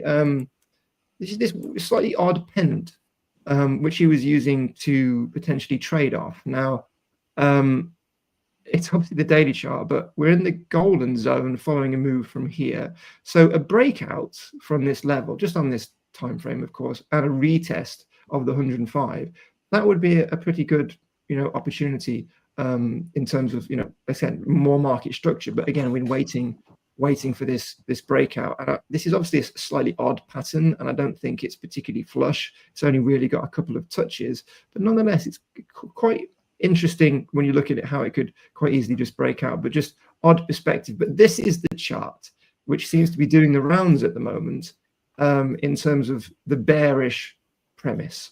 And this is Bitcoin monthly, not log scale, and this is what's got people worried. So obviously you can see the previous all-time high, we're right up against resistance, and kind of where do we go from here? So I was interested to see what your thoughts were on this very basic pattern, guys, with your perspective of Bitcoin. I mean, any thoughts? Because if you look at this, it doesn't look good. Yeah. Sorry. Yeah, it looks a little bit like that previous top before the last bear market, but it needs to be kind of confirmed, doesn't it? Yeah, like this. Yeah, that's exactly, because you are at resistance. That's the point, really, right? But I think based on that, could you perhaps, because that slope you've got there, those two diagonal lines, is based on the most recent price action, obviously. But if you just go back in time, what did was there a slope, first of all, up to the point where it touched that diagonal line? I mean, was there what about the diagonal line for the the lower end? Was there one you could draw at the time or not? That's the upper line. Was there one? But a little bit confused in the right direction. Okay, so if you look at the touch, Howard just mentioned, you've got that touch, and then we moved much lower, right? Right. So just assume that you don't have the current price action that formed after that. So where would you have drawn your lower diagonal line? Was there one to begin with? Well, there's no price action. There's no price action. Okay, so where we are right now is it's touching that diagonal line before the move lower. Yeah. No. But no. Left. I think you're onto something. I just don't know what it is. Okay, so we are currently we are now touching that diagonal line, right? Right. The previous touching point. Where's the previous touching point? Oh my God, this would be so much better if you did it. Why did I give you this chart? We're gonna work through this, Paul. We're gonna make this. No, I'm with you. I'm with you. Look at that. Yes, candle. That is the latest touch. Where's the touch before that? That was the candle before. No, the touch before on the diagonal line. Price action touched the diagonal line. Where was the this latest? Candle touched the diagonal line. No, it's way to the left of your chart. Way to the left of your chart. Okay. Yeah, right there. That's where it touched. Okay. Yeah. So now, can you is there a way to remove all the candles that followed after that candle? Yeah. Okay. So let's do that. Okay. So that's all we have. So the question is, what is so you've got that diagonal line at the upper end. Was there a diagonal line at the lower end as well that you can draw or not? I see what you're saying. Probably. I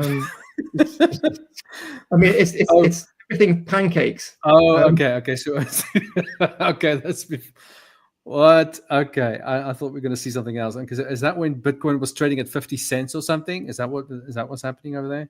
This is the pandemic crash. This was about three and a half K, right? Okay, so the answer is no. Okay, the answer is just no. Okay. Well, yeah. There's no. Okay, so that's my conversation is dead. Diagonal, Yanni. That is a diagonal line, right? I mean, it's not horizontal. I mean, that's horizontal. That's diagonal. You were right. No, I was going to see, like, if you go back, if we just add all the price action back again. I think we should watch it and just enjoy history. Right? Oh wow, look at that. Okay, so what do you want to do now, Paul? I think we need more price action, Yanni. I think I'm going to wait for that price action just to go back to that resistance level, and then. Okay, there we go. Oh, it broke through. Okay. Oh my God, stop it. What's happening? Go away. Oh my God, right. Yes. Exit replay. Yes. So anyway, this is, I think we are at that resistance level, obviously, or back to that diagonal line, but it's clearly not the same as the previous one, right? Because you've got that diagonal line that you did not have at the previous time when I touched that. It was a very different picture. Yeah. So it could retrace to that lower end, the lower point of the diagonal line, instead of breaking the neckline like the previous time. Yeah. No, it's I think the issue which people have, I think, it's like, if you think about, like, how do we trade what comes next, right? So say we get a breakout to the upside, right? You know, it does cause quite a lot of, it's very difficult to kind of assess. So I think it's going to be very interesting to see what happens here, because obviously this is a very significant resistance line as well. But what does it mean if we break it? And if you think, well, actually, it's highly likely if we just go to 125, which is certainly on the cards on many of the charts, we're breaking it. And when we break patterns like this to the upside, typically things go parabolic, right? So you've got two ways of looking at this. You could look at this as a bearish thing, which suggests that this bull market may be muted and very soon to be over, right? Which could be true, right? I doubt it. But the other thing is, you could look at this chart as fuel for this pattern, fuel for the next move upwards, right? Because if it goes against expectations, then you know that's the kind of the parabolic kind of move which we sometimes get when it goes against probabilities. But you know, I thought it's quite an interesting point to discuss, because it's doing the rounds on what's it called nowadays? X, Twitter, what X is it? Is it X? Yeah. X. Well, I mean, first of all, do you really think the monthly time frame is the best time frame to catch that breakout or anything like that in the first place? Because, well, first of all, if you do get a breakout there, you're going to have a pocket area, right? Because you're going to have a very solid, hard, horizontal line. That's what you're going to have. If you do break out there, then you can have a very clear pocket area. Yeah. So that's what you'll have.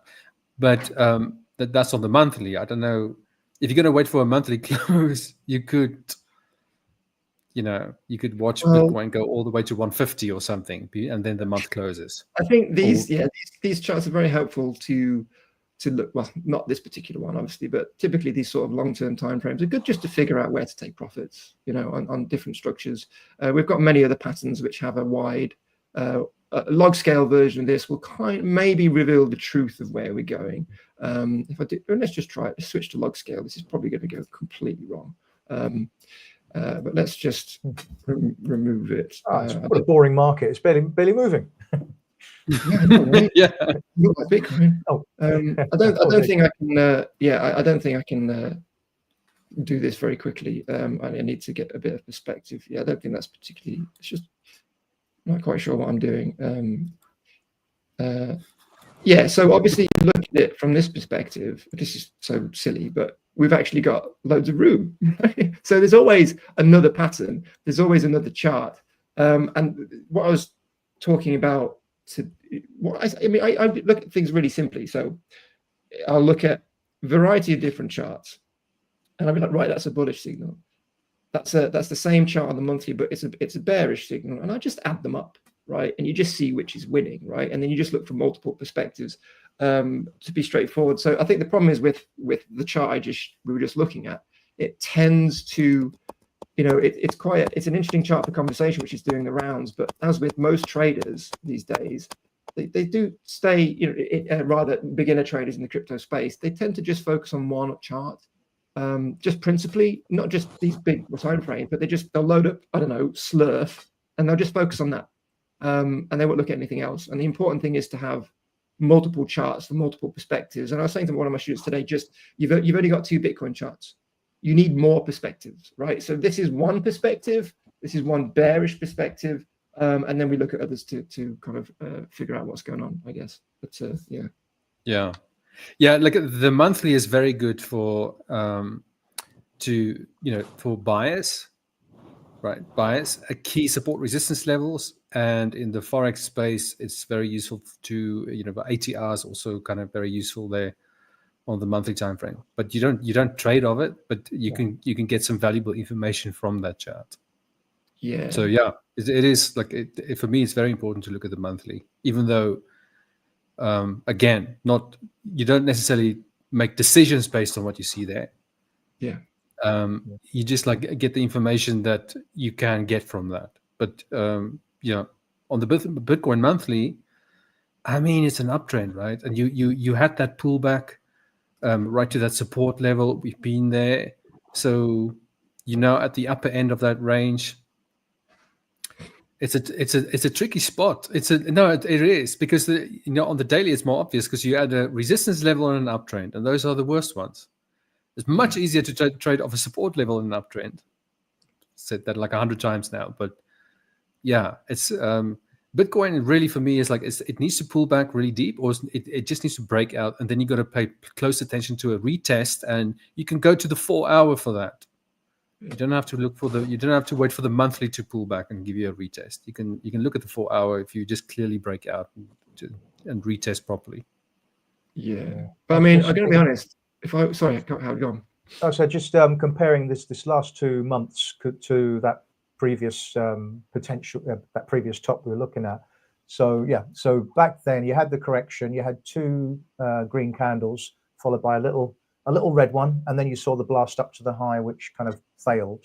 Whereas here we've seen 2 green candles, so now we just need a little bit of a correction. I think the down move is going to be corrective. It's not going to take out those lows. Yeah.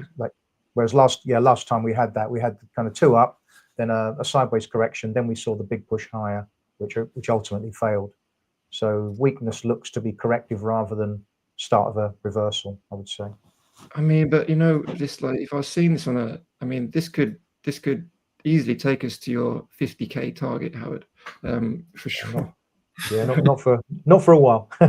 No, not for a while. But that's how I would trade this pattern, obviously, typically. But context is important. Yeah, I'd want to see a correction first, and then that leg up fail like last time. Yeah. We need. We'll be waiting a while though for that, but we'll check in it. We'll check in with it in about 18 months. Yeah. So, well, we'll see what happens. Obviously, we're gonna have to wait, but I don't know why, but I think we're gonna end up with I don't know, between 140 or maybe even 135, 135,000, 140,000 by the end of the year. Yeah, I think that's perfectly reasonable. I mean, I would predict. I've told you what my general feeling is, but we are struggling with multiple issues at the moment, and therefore you might be right. Very difficult to tell. But obviously, when we look at just that sentiment data at the start, and again, everything I'm doing at the moment with crypto news, it's all about institutional adoption. It's all about this country buying massive amounts, this company buying massive amounts, this country passing legislation to create reserves. I mean, supply shock could be coming, right? If not already here. So we do need to bear that in mind. But right now, the difference and disparity between Bitcoin, which is super bullish, and the rest of the market it's miles apart, right? It's Satoshis apart, right? It's pips apart, right?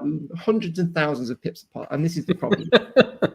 this is why I wanted to talk about Doge today, just for a little bit, because I think it highlights the problem we're experiencing, certainly this week. So Dogecoin, headliner of this top altcoins pick with this huge double bottom, rah, rah, rah, everything's good, great place to enter. You know, we've got this inverse head and shoulders, confluence here, nice little pocket, fantastic, right? It's a meme coin, their first movers typically, you know, really good. We've got lots of opportunities for long-term accumulation, for short-term trades. And when we've got all of that, that means buyers are coming in, right? So buyers who want to hold it, they come in here. Buyers who want to just trade up to here, they come in here. Buyers who want to trade this range to the double bottom neckline, they come in here. So this is why it's good, and this is why it's currently holding steady. However, the problem is, and the reason why I haven't jumped straight in on this trade today, is because, again, we haven't got that structure with Bitcoin yet, and it's, you know, we haven't got anything to possibly, trying to find the right chart, a bit of a mess. We haven't, oh no, wrong charts. I should have just stayed there. We haven't really got, oh my God, sorry. Here we go. We haven't really. I'm not very confused. I don't know what were you talking about. So I know so much time has passed since I've now arrived on the chart. So obviously this is very difficult to trade. If we get a move down from here, even to just 103 or 102, right? That is going to push Doge down, not like that, down, right? That's the problem, right? It's going to push it down, right? Unless we have some kind of extreme money flow move. And again, I'm going to try and back that chart. But if we, again, that's not the wrong one. Bear with me, people. Thank you so much. So if we, however, break above this TP1 of this bat harmonic, then we have an opportunity to come in. That will test. So right now, that's kind of the only scenario. So that what that would mean is up here, maybe come down a little bit and try and get as close as we can. That's the best scenario. But unless Bitcoin does that, we've got issues, right? Because it's very difficult to come in here when Bitcoin is in the middle of a range. So we have quite a few good setups, right, at the moment. Could you go just back to that the bat, please? That one. No? Yeah. Yeah. I mean, this is the thing. It can be sometimes when you look at charts, you can see more than one pattern, but that can also be interpreted as a double top, and what you just saw there is a retest of the neckline. So that's you know, so that could very easily not just go back to that low, it can break it. Yeah, which is why until we, I mean, this is the 102 is the next obvious line in the sand to enter in a long trade, right? There are levels below, you can see that, right? But this is the most obvious one, right? And that's where we need it to be for altcoin longs to play out, or we need it to come up and then retest. As you said, we need to invalidate any potential bearish patterns there. So that's why there's no trade. And this is the issue. This is what I was talking about earlier. Unfortunately, with crypto, it is very much, you need to have at least this chart and the Bitcoin chart lined up. But then obviously we're also talking about, we also have to consider Bitcoin dominance. Now this is lining up to support Doge, right? And if we get a breakdown of this pennant heading towards this little golden zone here, that could give us a nice move. So you might, as a trader, say, if I get a break below here, that is all I need to do to enter a Dogecoin trade. But we have to also understand why this is doing what it's doing, right? The second Bitcoin makes a move, right, it could invalidate all of this. So it's very difficult at the moment, because when Bitcoin's sitting still, typically some things will move a little bit. And this little move here, we've kind of seen some altcoins, you know, are holding pretty, and that's okay. But the ambiguity in the market is causing lots of issues. And even if Bitcoin dominance comes down here, I would be very hesitant about entering it without Bitcoin being along for the ride. So it's kind of these three trifecta of things we need to consider, and we don't necessarily need them all the time. We don't necessarily need Bitcoin dominance to be where we want it to be, because it can still go up and things can still move as long as the altcoin market is growing, just not as a faster pace. But Bitcoin is stifling these opportunities, and unfortunately this setup could invalidate, and therefore we've lost a really nice kind of idea. But that's kind of what I just wanted to mention about today, just to communicate with people who are trading crypto. And it's the best thing I can say is you need to recognize that even though you may feel like you should be trading, and that if you're not trading, you're giving up, anyone who takes a week off, who hasn't taken a week off from trading before, will automatically level up as a trader once they come back from that week off, because it shows that you have leveled up in terms of your sense of control. You've been able to step away. You've been able to take control of your own actions. And if you can't do that, how can you possibly take control of a trade premise? And this is what I try to encourage people. You want to get better as a trader? Do nothing for a week, right? That's it. Do nothing. Be in control. And I think this is one of these opportunities where instead of just sitting at your desk being like this, oh, I need to trade something, be like, this is an opportunity to regain control. I'm going to go out, I'm going to walk around a little bit, I'm going to set an alert on Bitcoin. If it breaks TP1, I've got these setups to assess and to come into, right? But for me, I won't be doing much charting this week because these could all invalidate very quickly. So that's just kind of what I wanted to say. But unless you've got any other questions about that, or you desperately want to see a slurf setup, then back to you. No, we want to see some high risk scalping from the great Paul. great young Paul. Right. Yeah. Not really my thing. Yeah. I'm more about low risk scalping. No, yeah, 4 hour like daily time frame scalping. Yeah. What was it they said on the ticker yesterday? Paul all in on crypto. Was that what it was? These great titles, but I think that's what it said yesterday. I'm like, no, I'm not. I'm not all in on crypto. But I get what they meant. Robert has left a number of messages. I'm just not sure. Okay, so you have at least 6 times. Well, there's actually a few before that. Oh, Good wow. morning. Yeah, I did greet you back, Robert. How you doing, man? Are you not working today? I feel you're more motivated to get to the point where I can trade for a living, so I don't have to bang my head against the wall at work. You don't really bang your head against the wall at work, do you? You mean like figuratively speaking, I hope. Danger notice. Danger notice. Prior experience has told me I tend to force trades, over leverage, overtrade when I feel like that. Yeah, this is a very, very common problem. Very common problem. And this is where Paul's advice is coming in. To take some time off, or just limit yourself, the amount of time you allow yourself to be in front of a screen. Yeah, it's almost like you can always convince yourself that you need to do something. It's so easy. There's so many different markets you can look at, so many different approaches, and it's so easy to talk yourself into doing something. Yeah. Yeah. I mean, ask any criminal. In prison. I can give you a little tip about over leveraging, right? A little tip of over leveraging, right? So the first thing you need to stop doing is using leverage to get the amount of profits you want, right? That's the first thing you've got to stop, right? For me, I will look at like leverage trading, and I'll look at liquidation points and risk reward, and all of those things will determine what the leverage is. That's what determines the chart. The trade determines what the leverage is, right?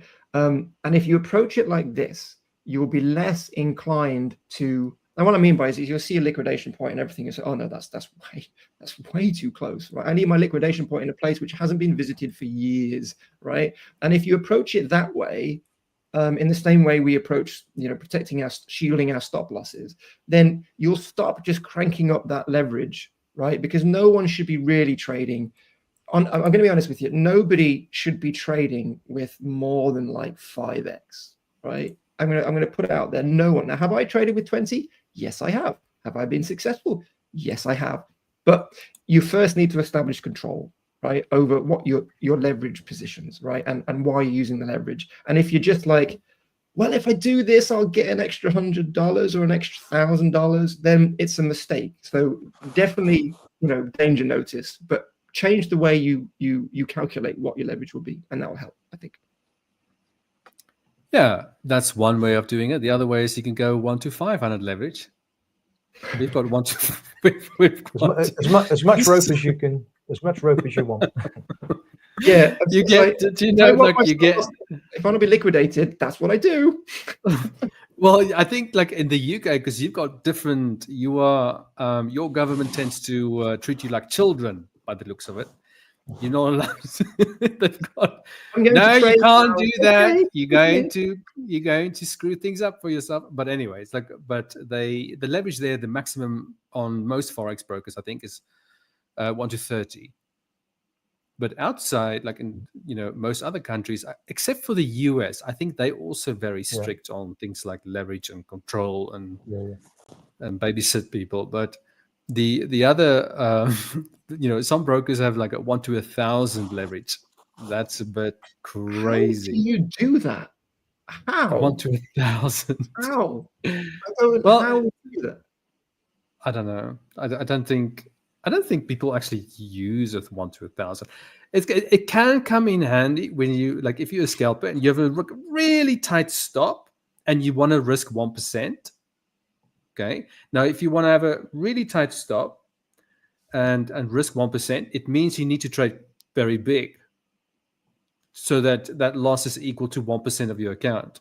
But if your leverage is not, if you don't have the leverage, then you can't take that trade with that. Does that make sense? So you're going to have to risk like 0.1 or even less of your account to take that risk, and then it kind of kills it. So leverage can be useful in that manner, but still, you still control it, but you need that leverage to be able to place that trade, especially in forex. Not so much.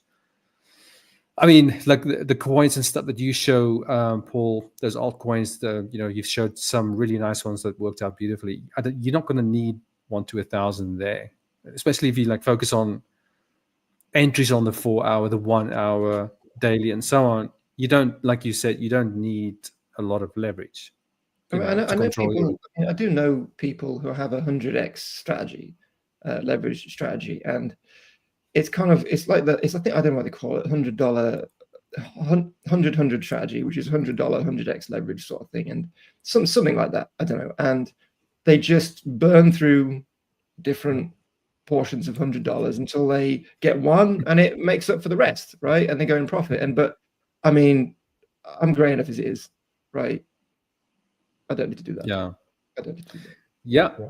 So I suppose just sorry, Alan.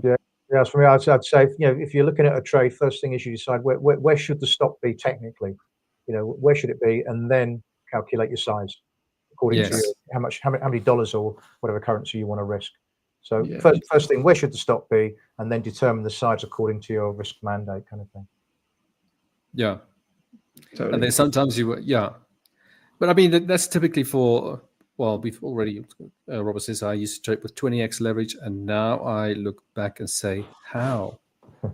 How did I do that? Of course, at that time, I could occasionally take 100x scalp.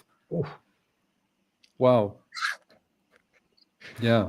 Well, I mean, did your heart beat like you've been chased by a lion? That's usually what happens when you're trading too big. Like you just know this. What leverage are you trading? Hang on, I'll tell you. Did you know that this what's that psychologist's name? Steenbarger. Have you heard of him? Steenbarger. Don't think so. Okay. Anyway, so he was mentioning about this device. So this is like one of these seminars, in-person seminars that was recorded on YouTube that I watched. And he spoke about a device he uses that I don't know if you put it, I don't know how it works, but it measures your kind of stress levels and anxiety, or whatever. I don't know how it works or what exactly it measures, but it will tell you, it will alert you when you're not in the right kind of state to place trades. I'm like, oh, wow, that's interesting. And this was a number of years ago, and I'm just surprised that I never heard of that again, except for that one occasion. And I thought, well, what if you plug that in? That device is connected to your trading platform, and if it picks up that you are in this emotional state, it just won't allow you to place the trade. Brilliant. right? Can have Imagine that. a world of people sitting on their laptops just breathing. Yeah. Banned by all brokers. Trade responsibly, guys. Trade Yeah. responsibly. Yeah, but anyway. I do like that. So- Honestly, I mean, we do as humans need some kind of restraint. So why not? Well, it sounds like a straitjacket of sorts, really, doesn't it? Trading. Yeah. Or even like, and this is like, I know you get it with some futures brokers, but not on the Forex side. Like if you can set on the broker, say, okay, don't allow me to lose more than $300 for the day. Once I've lost that, you switch me off. You only switch the account, or you only activate the account again on the new trading day. And if I switch to 50x leverage, I get like big shot. Sorry. Yeah. I think you can do that on a lot of so-called EAs, expert advisors. You can say, right, maximum dollar risk. But you can bypass it. Yeah. If you really need to fix. Yeah. No. If you know you can. No, but when you end that in that emotional state, and you know it's just an EA, you'll just get rid of the EA and continue. Yeah. Switch it off. Switch it off. What do you know? Yeah.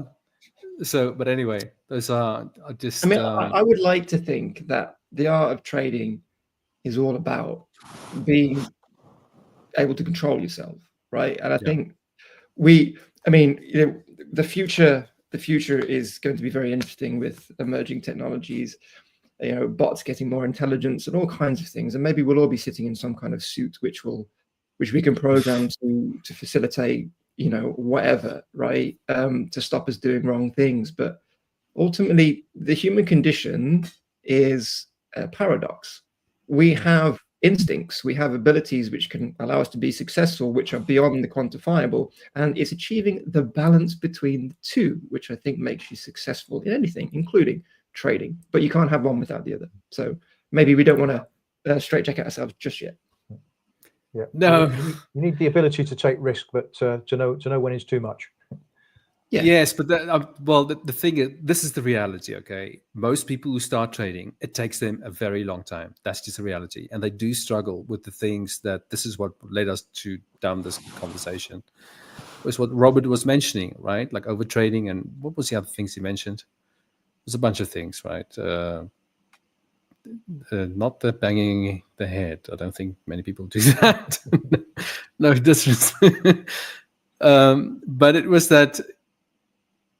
Anyway, whoa. Okay. Anyway, I can't find it. So many messages, but just this thing of like over trading, keep doing the wrong things. Like if I think it would be brilliant if someone comes up with something like that to help beginners with that. And you're right, Paul. You need to control yourself. But if that is what you get used to, because that will kind of in a way train you, don't you think? Like you limit it and so on, and you keep.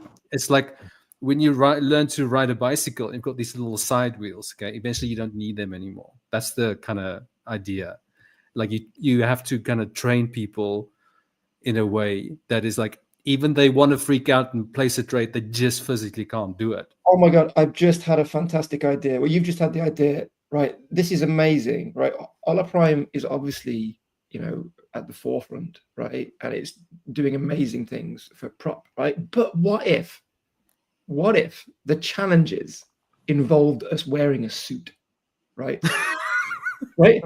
And then when you get through the challenges, then you can take the suit off, right? Oh wow! Yeah, right. That is I don't know. I don't know. Prime suit, the trading suit. Well, I think it's my turn to say.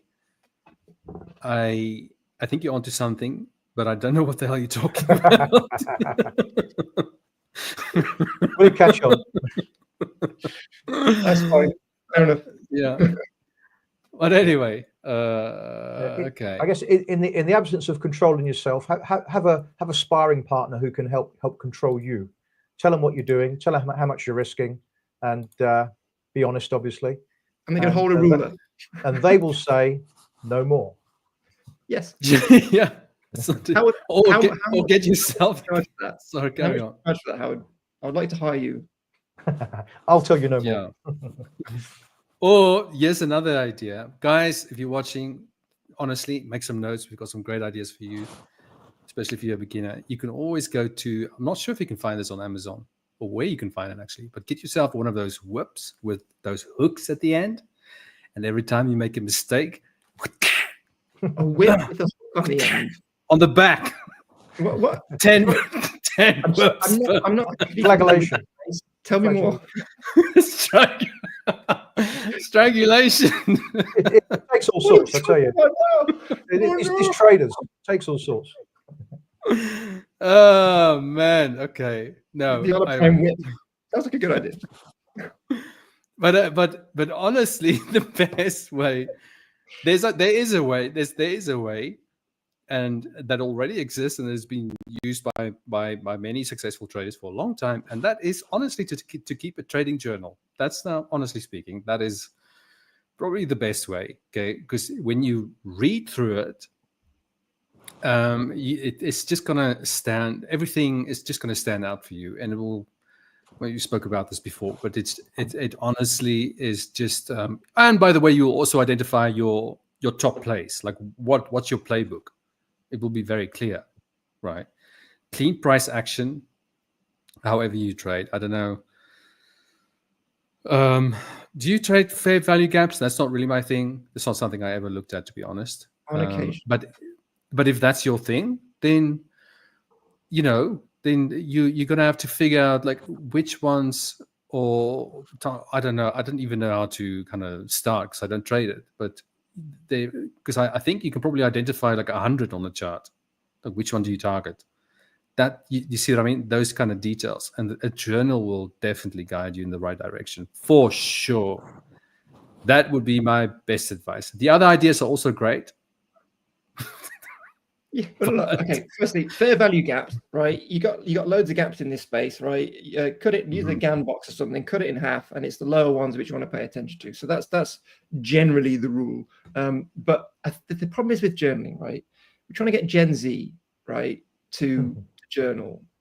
I mean, these are going to be the people who are going to be operating in this space going forward, and I think that's the issue. So I think we've come round about. Yes, that would be fantastic. Yes. Being able to have self-control to not use, 7,000 leverage, right? But we're coming back down to the suit again, right?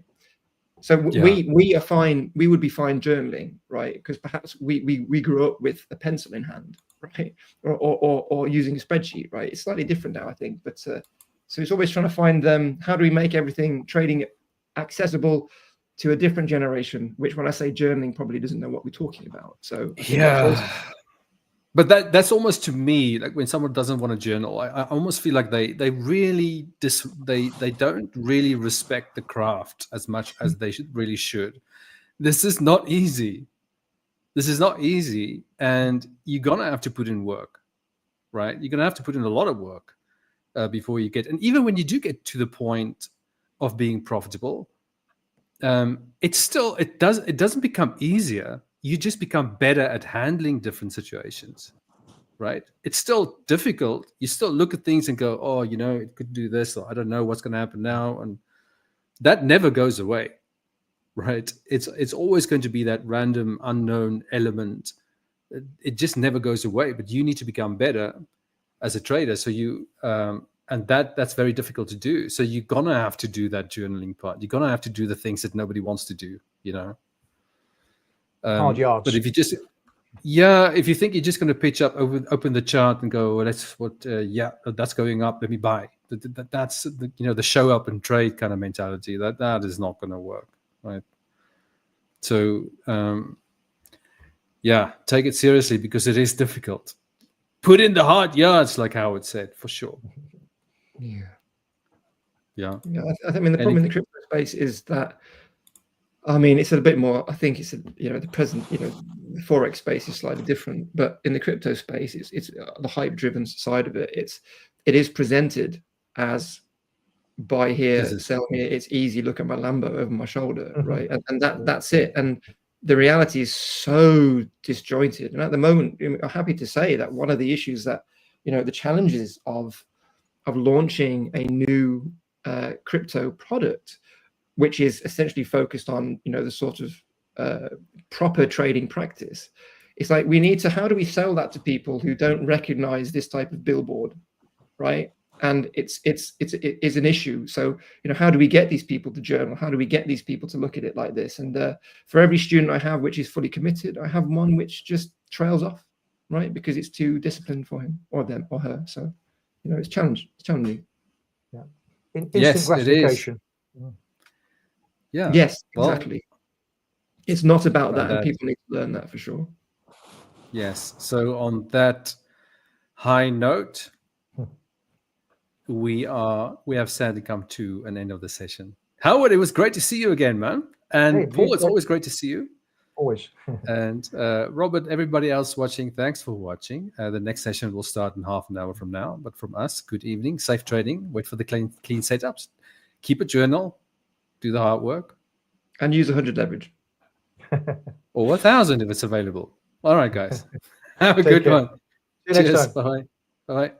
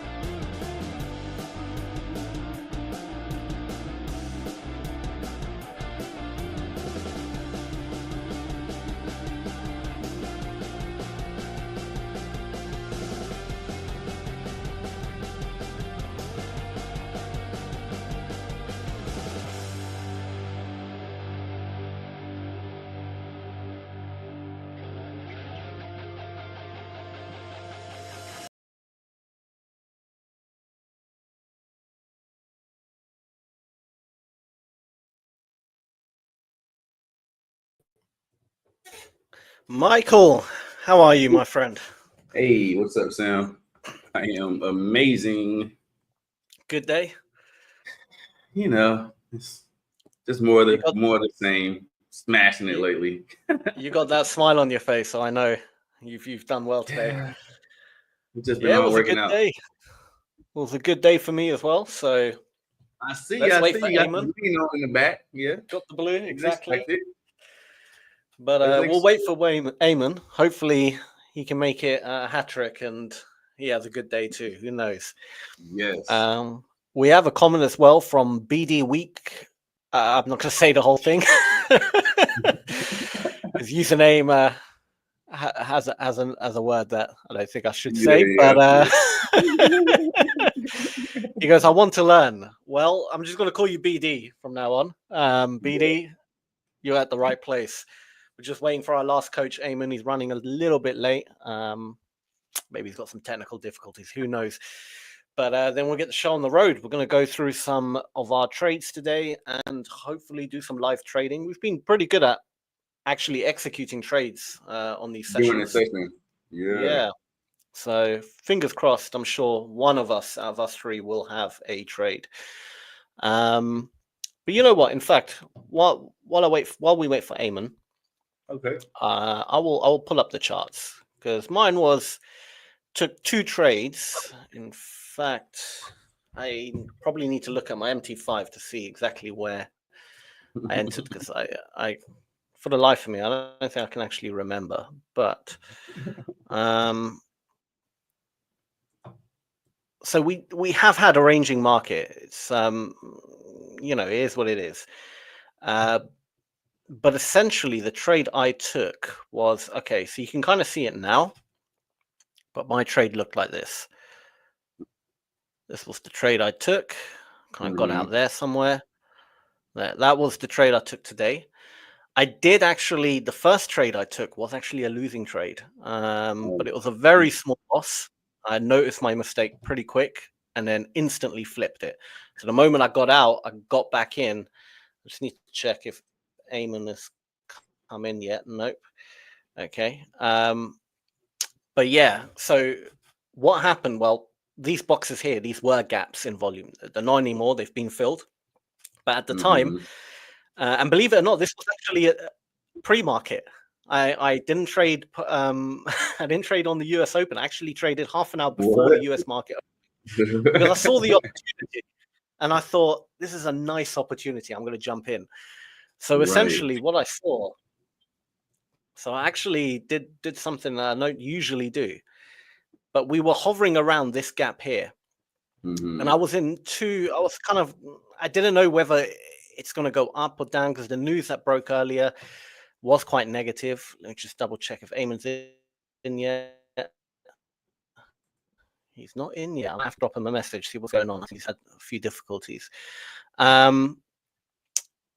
Yeah, I wasn't sure if it was going to go up or down because it was pretty strong, but it kind of went to this gap, rejected, came back into it, and I thought, okay, I'll short it. So I did short the market, like here somewhere, aiming for these lows again. But the moment it closed above, properly closed above on on this candle, I realized, nah, okay, this ain't the same. So I waited. Yeah, I was like, nah, we're going up. It's going to come back into this area, retest it, and shoot up. So I waited for it to come back in. The moment it dipped in, I got out of the sell trade at a small loss and then jumped in for a buy trade. My original TP was actually the highs, which annoyingly it would have hit, but it just accelerated into this gap. And when it does that, there's usually some kind of retracement. And you can see it on the 1 minute chart. If I go to that area, where was it? Was it here? Yeah, here it is. Yeah. We were kind of close. And then this candle here just sort of shot up into the gap. And I got out. And then we had this retracement and then it continued. So that was the only 2 trades I took today. 1 small loss and then 1 decent win. So I'm nice and up. Let me check if Eamon's in yet. He's not. Okay. I'm going to give him a message, see what's going on. Michael, if you want to share your charts Yeah. by all Let's means. see. Sweet. I think Let's get Eamon's got a into few it. difficulties. Oh,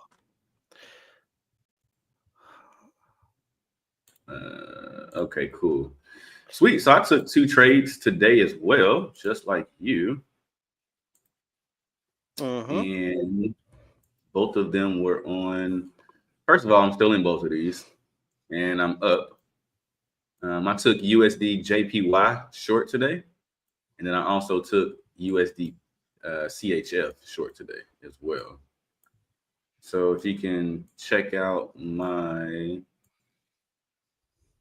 reasoning behind this, as always. So this one's a little bit different. It doesn't happen too much, but it's the same move. The only difference is it's a small reset is what I call it, right? So I don't really get to talk about resets too much, but ideally what a reset will look like is, in fact, let me do it like this.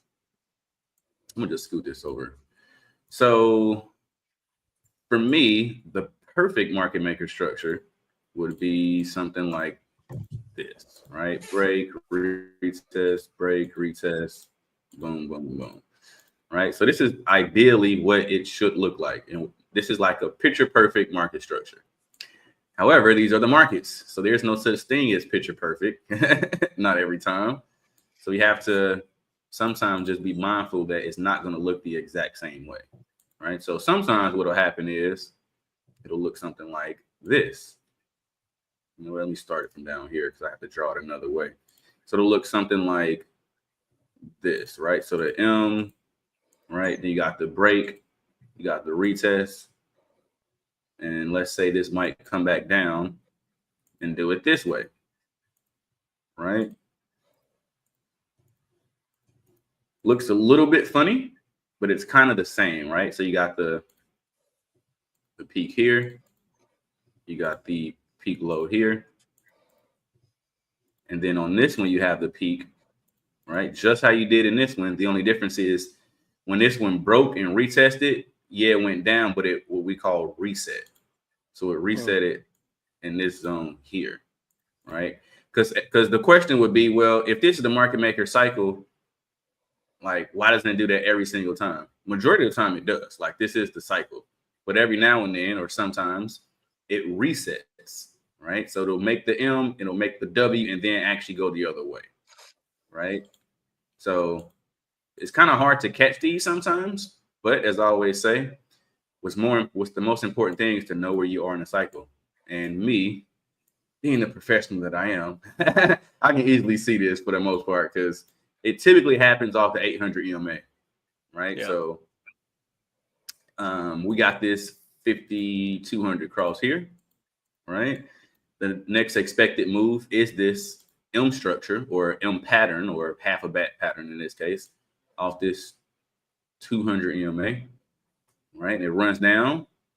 And we would think that this would just bounce and continue to go down, which it did, right? But they actually reset this move because you can also see, I'm gonna just erase all of this. You can also see this W structure here, right? So this kind of did the move like this, right? Looks a little funny, but this is the W. This would be trading back into this area to reset, and now it's going back short, right? So I was able to see all of this, like the whole thing. And something else that once again really pointed it out to me was the fact that one, we had our huge reload over here, right? Outside the band, right? This was outside the band, right? Then we had the move over here that was pretty much inside the band here. And then when it's reset with this 5,200, right? You can also see this M structure here, right? Outside the band, market best line went above the static once again, inside the band, right? So everything that you needed on this setup was actually here. They just did a little sneaky move basically by resetting off this 800 EMA right here. That's like the main thing that kind of changed it all up. Because typically you won't want to keep trading lower, lower, lower into this. Like this is already high, you know, it's trading lower, lower, lower. You would want this to, you would almost want this to look like a move like this, right? Like you got the W, the bounce and go back long. And you would try to grab this move here, right? But again, since they traded back up into this zone, into this area and reset. So now this is actually level 3 instead of level 1. Gotcha. Right. And you can really see it too, because they had this quick 1350 cross. And then right after that, they had this 5200 cross. These two, in addition to the reload plus this making this move off the 800 EMA right here, this to me signified this was a reset all day long.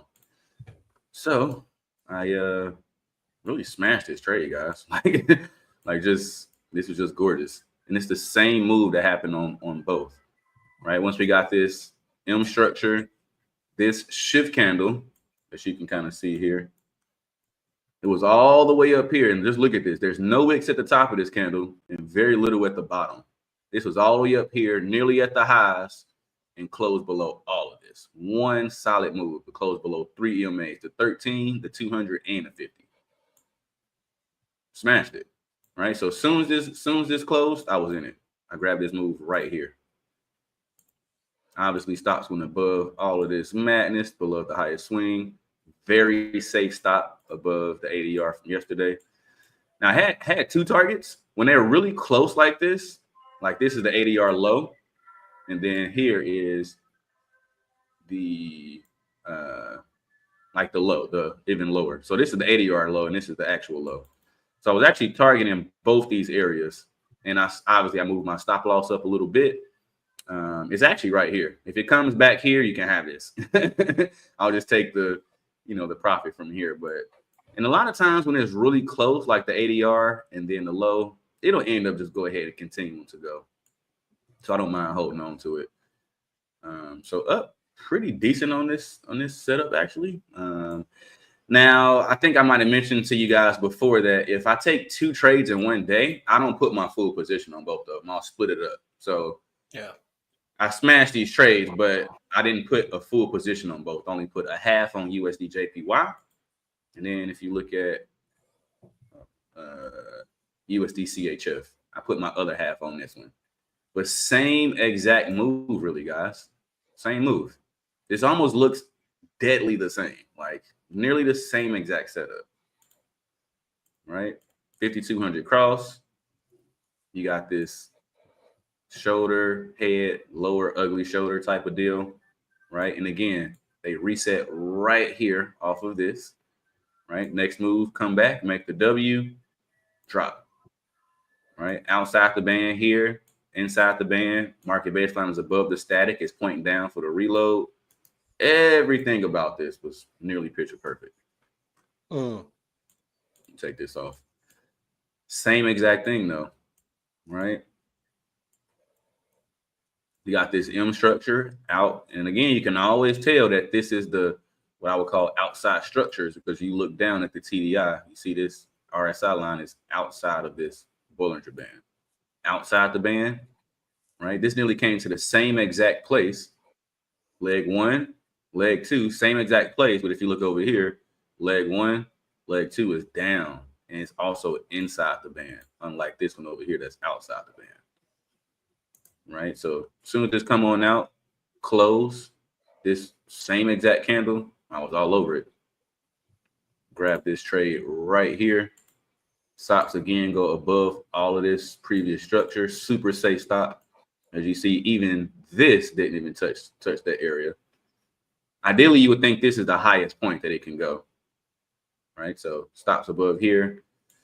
And same exact thing. I targeted this area at first, which is the ADR low. But this low is just so close. I just went ahead and targeted this one. But yeah, both of these trades, if you look at them, look super identical, like just the same. It's just like gold and USD CAD, right? Looks the exact same. These trades are the exact same trade.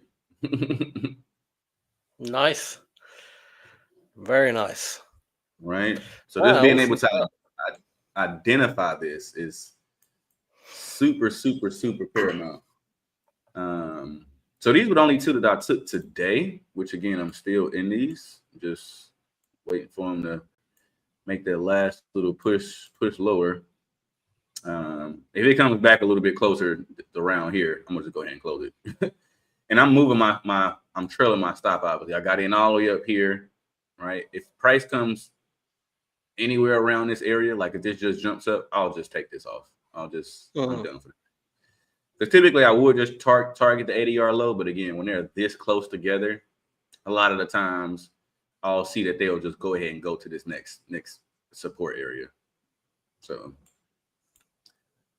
not too bad at all. There was one more, which was, I want to say gold. Yeah, gold was super nice too. So I took gold, as you guys remember, I was just mentioning it on Sunday.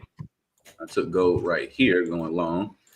Now, if you remember, as I always mentioned, the cycle, right? We got the 5,200 cross here. The next move is the pattern off the 200, which we got the shoulder, head, shoulder, right? This nice little reset off of this as well. The next move in this cycle is a bounce off the 50, right? Going long. You could have easily took this move today. Me, on the other hand, since I already took 2 trades and I was already over leveraged on my accounts for the day, I left this one alone. So we can take this in session though. We can drill down and kind of see what we're looking at. Yeah, I want this to pull down just a little bit. It's a little risky to try to take this now. Let's see. Yeah, so we got the crossover here. We got looking for that W structure, which you can say is kind of here. This is the first one, which is outside the band, right? Then we got this second one, which is right on the line, kind of outside the band as well. But the next one would be something like some type of bounce going back higher. And it actually has enough room on it too to continue to go. I don't want to take this right here per se, because this is a little short. But let's see. Oh, this actually might work. Yeah, this might work. If I can get like a nice little pullback to the 13 EMA at least, and like touch it like right here or something, I'll be interested in this at this point. Right. Scoop this up just a little bit. Yeah, this would be a nice little 2-for-1. We can deal with this. Actually, it might not do it. So with that being said, oh man, Eamon's still not here? Yeah, no, Eamon. I heard from him. He messaged me. He's basically got a massive power cut in his building. Oh, so no internet, no computers, nothing. So he's living in the Stone Age right now. But if the power comes back on, he will be jumping on. So hopefully we get to see him. Yeah, that almost happened to me this morning with my morning session. It was raining really hard today. I jumped on Zoom and kept going in and out, and I'm like, no, we hardly ever get rain. Like it's almost weird when it rains. Yeah. I'm like, what? I forget that it can even do this. But yeah, it was raining really hard today, like this morning. Where is gold at? This thing has been. I'm trying to find gold on here. I feel like it's been moving lately. It's kind of weird. Oh. Where is it? I see silver. Yeah, I see silver. I don't see gold though. Oh, here it is. There it is. All right, let's buy this. All right, we can buy this. Oh yeah, this might be time to go. All right, so stop loss is at, let's do 35.55. Right? Yeah, 33.55. Excuse me, 33.55. 33.55. And let's just put a half on this. I'm actually a little late to the party, just a little. Then let's go ahead and jump in it really quick. Come on. There we go. There it is. All right, sweet. And then let's come back and put Nice. this stop in this TP. So yeah, let's do 3405 for the TP. 3405.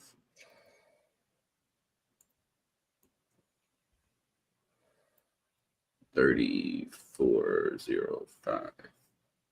Sweet. Good stuff. Sweet. Yeah, it's actually pretty decent, to be totally honest. If this comes back down here, I'll consider taking a second position if it touches this area here. That's why I only put half of it on now. You know what? When you've done that, if you could zoom into last night onto gold, because I took a position, but I took a buy position yesterday. Mm-hmm.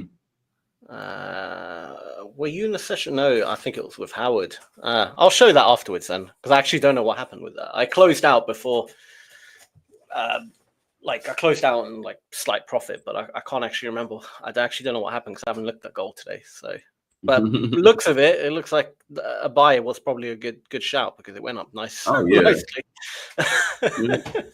And even if you just look at this area, right? Like look at this, like to the left here, like yeah. If I was to draw a vertical horizontal line, it's kind of bouncing off this next area of support right here. So this is actually a pretty good setup. If this doesn't go, or if it does go, I wouldn't even be surprised. Yeah. Oh, yep, there you go, right there. Let's see what we can get out of this bad boy.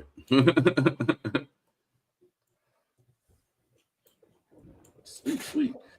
Let me check back at these. Let me see what these doing. I might go ahead and close them.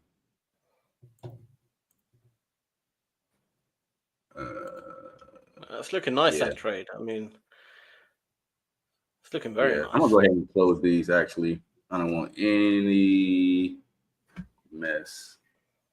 I'm gonna go ahead and close this.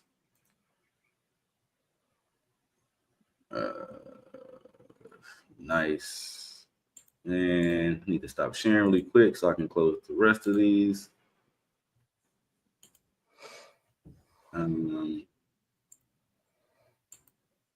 Yeah, I want to say I'm on like a 12 trade winning streak, something crazy like that. Wow. Wow. Just keep your emotions in check. And you'll be fine. Man, that's the most important part, right? It's crazy, man. 12 winning. I can't even talk right now. What's going on? You know what it is? Recently, I've been drinking a lot of coffee. And I've made the decision to kind of lower my caffeine content.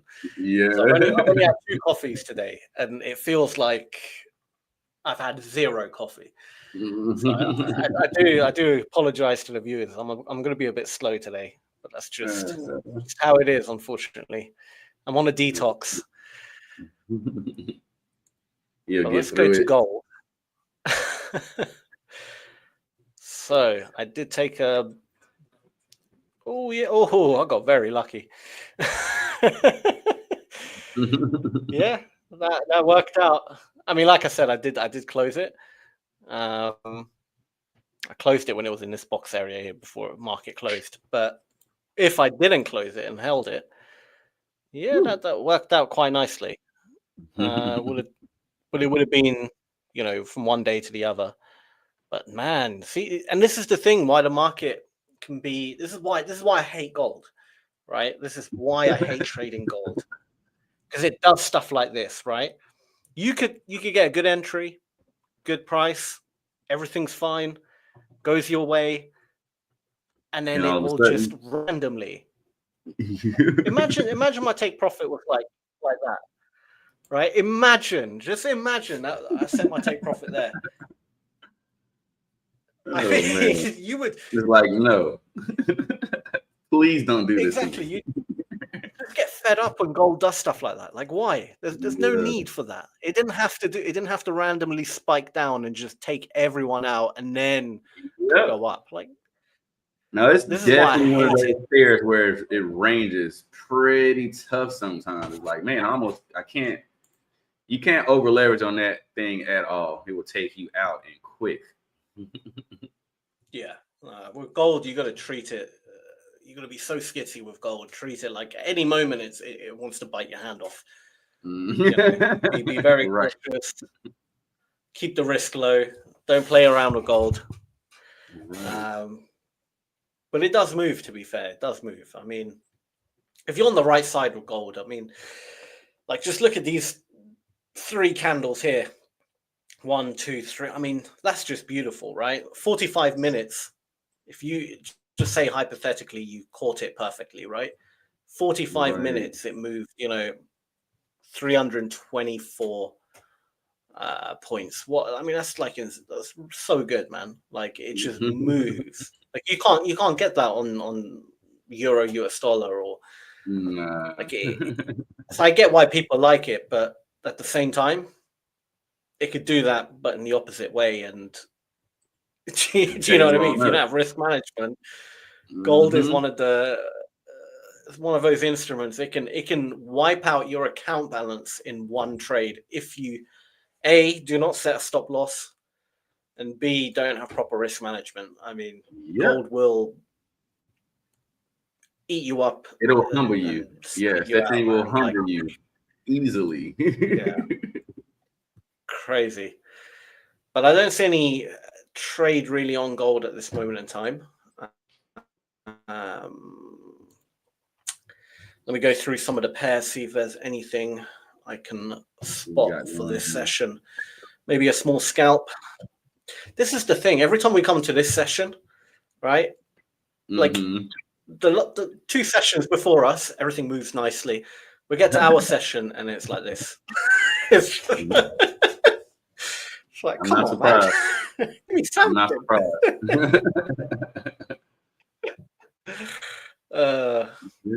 That's how it be too. Because you're looking at it, you're like, wait, what in the world? And I think it's just because it's so much later in the day. Like the moves have already pretty much happened. It's just one of those things. That's exactly it. All the major moves of most pairs have happened already. So you only get these kind of scalping kind of trades you could take, but realistically speaking, I would advise most people to kind of end their day already. Not be looking for new entries. If you're already in a trade, that's fine. Let it roll. But no, again, but it depends on your strategy. Some people, they analyze on like the daily time frame or something, and fair enough. I mean, it doesn't really matter what time of day you enter then, but right. It's definitely one of those things where it's like, all right, you gotta stay level-headed, stay grounded, make sure you're taking the right setups, not rushing it. Because man, oh man, like even me, right? Like with this streak, like, all right, Mike, don't do nothing stupid. Don't do nothing stupid. Absolutely, absolutely. Quick this thing can take you out with no regard. Yeah. There was a trade earlier on CAD yen, but I didn't have any alerts set for this again because I don't actually trade any of these pairs. But a lovely gap, long-term one. Came into it and we shot down nicely. So that happened about 6 hours ago. That would have been a nice trade, but yeah, I mean, all the big moves, they've already happened. Yeah, especially for just kind of looking. Like there's this a gold potential trade. On pound. Gone. I was gonna say like this gold trade. Luckily, it's still kind of in the area, not the best, but super super close. And again, like I said, I would have took this this morning, but I was already over leveraged. I would have took this trade around 8 Eastern. Yeah, absolutely. There could be a trade on pound yen. Let me just have a good look at this. I don't think there. All right, so I'm going to explain it to the viewers. It's two conflicting things now I'm being seen. So number one, we create a gap. We're clearly pushing down, right? We created a gap. Now, if it comes back into this gap, there's a good chance there'll be a nice rejection. You can short it again. However, on this uptrend, where did it actually reject from? There's a gap also in the uptrend right here, where we could now see price being wedged between these two areas. So potentially, the question is which side's going to win. But if it does go up here, I'll have a look. If I see some clear rejection, I might jump in for a very, if the risk reward is good. So because my stop will have to be above here. And then my TP would be anywhere from there. So 1-to-1 to potentially a 1 to 1.5. Not too bad, actually. Yeah. Okay. I've got an alert set. Maybe if it does go retrace enough up to there, there could be potentially a trade on pound yen. So I'll just make that a different color. Hopefully. Yeah, let me see. On yen, I was looking at that earlier today briefly. Yeah, to me, this is a nice. Wait, you talking about buying, right? No, shorting it, but it has to come up a little bit first before I short it. Yeah, it's actually in a strange area. I can shorts and longs with this. Shorting is like kind of retesting that area at the top again, and then if you were to go long, it's not much space to go long, to be honest. That's it. The ADR high So kind of already right there. 50-50 is a bit of a conflicting bias, but I'm hoping that there'll be a bit of a range happening between those two areas, and then if I short it near the top and we do enter a ranging market, then well, I can treat it as a range, get out at the lows, and yeah, rather than looking for a continuation and thinking, no home run, just stay, like we said, a base hit, a Mayweather. Base hits, baby. Base hits. Those base hits be working out. That is it. But apart from that, yeah, I'm not even going to look at NQ because why would I?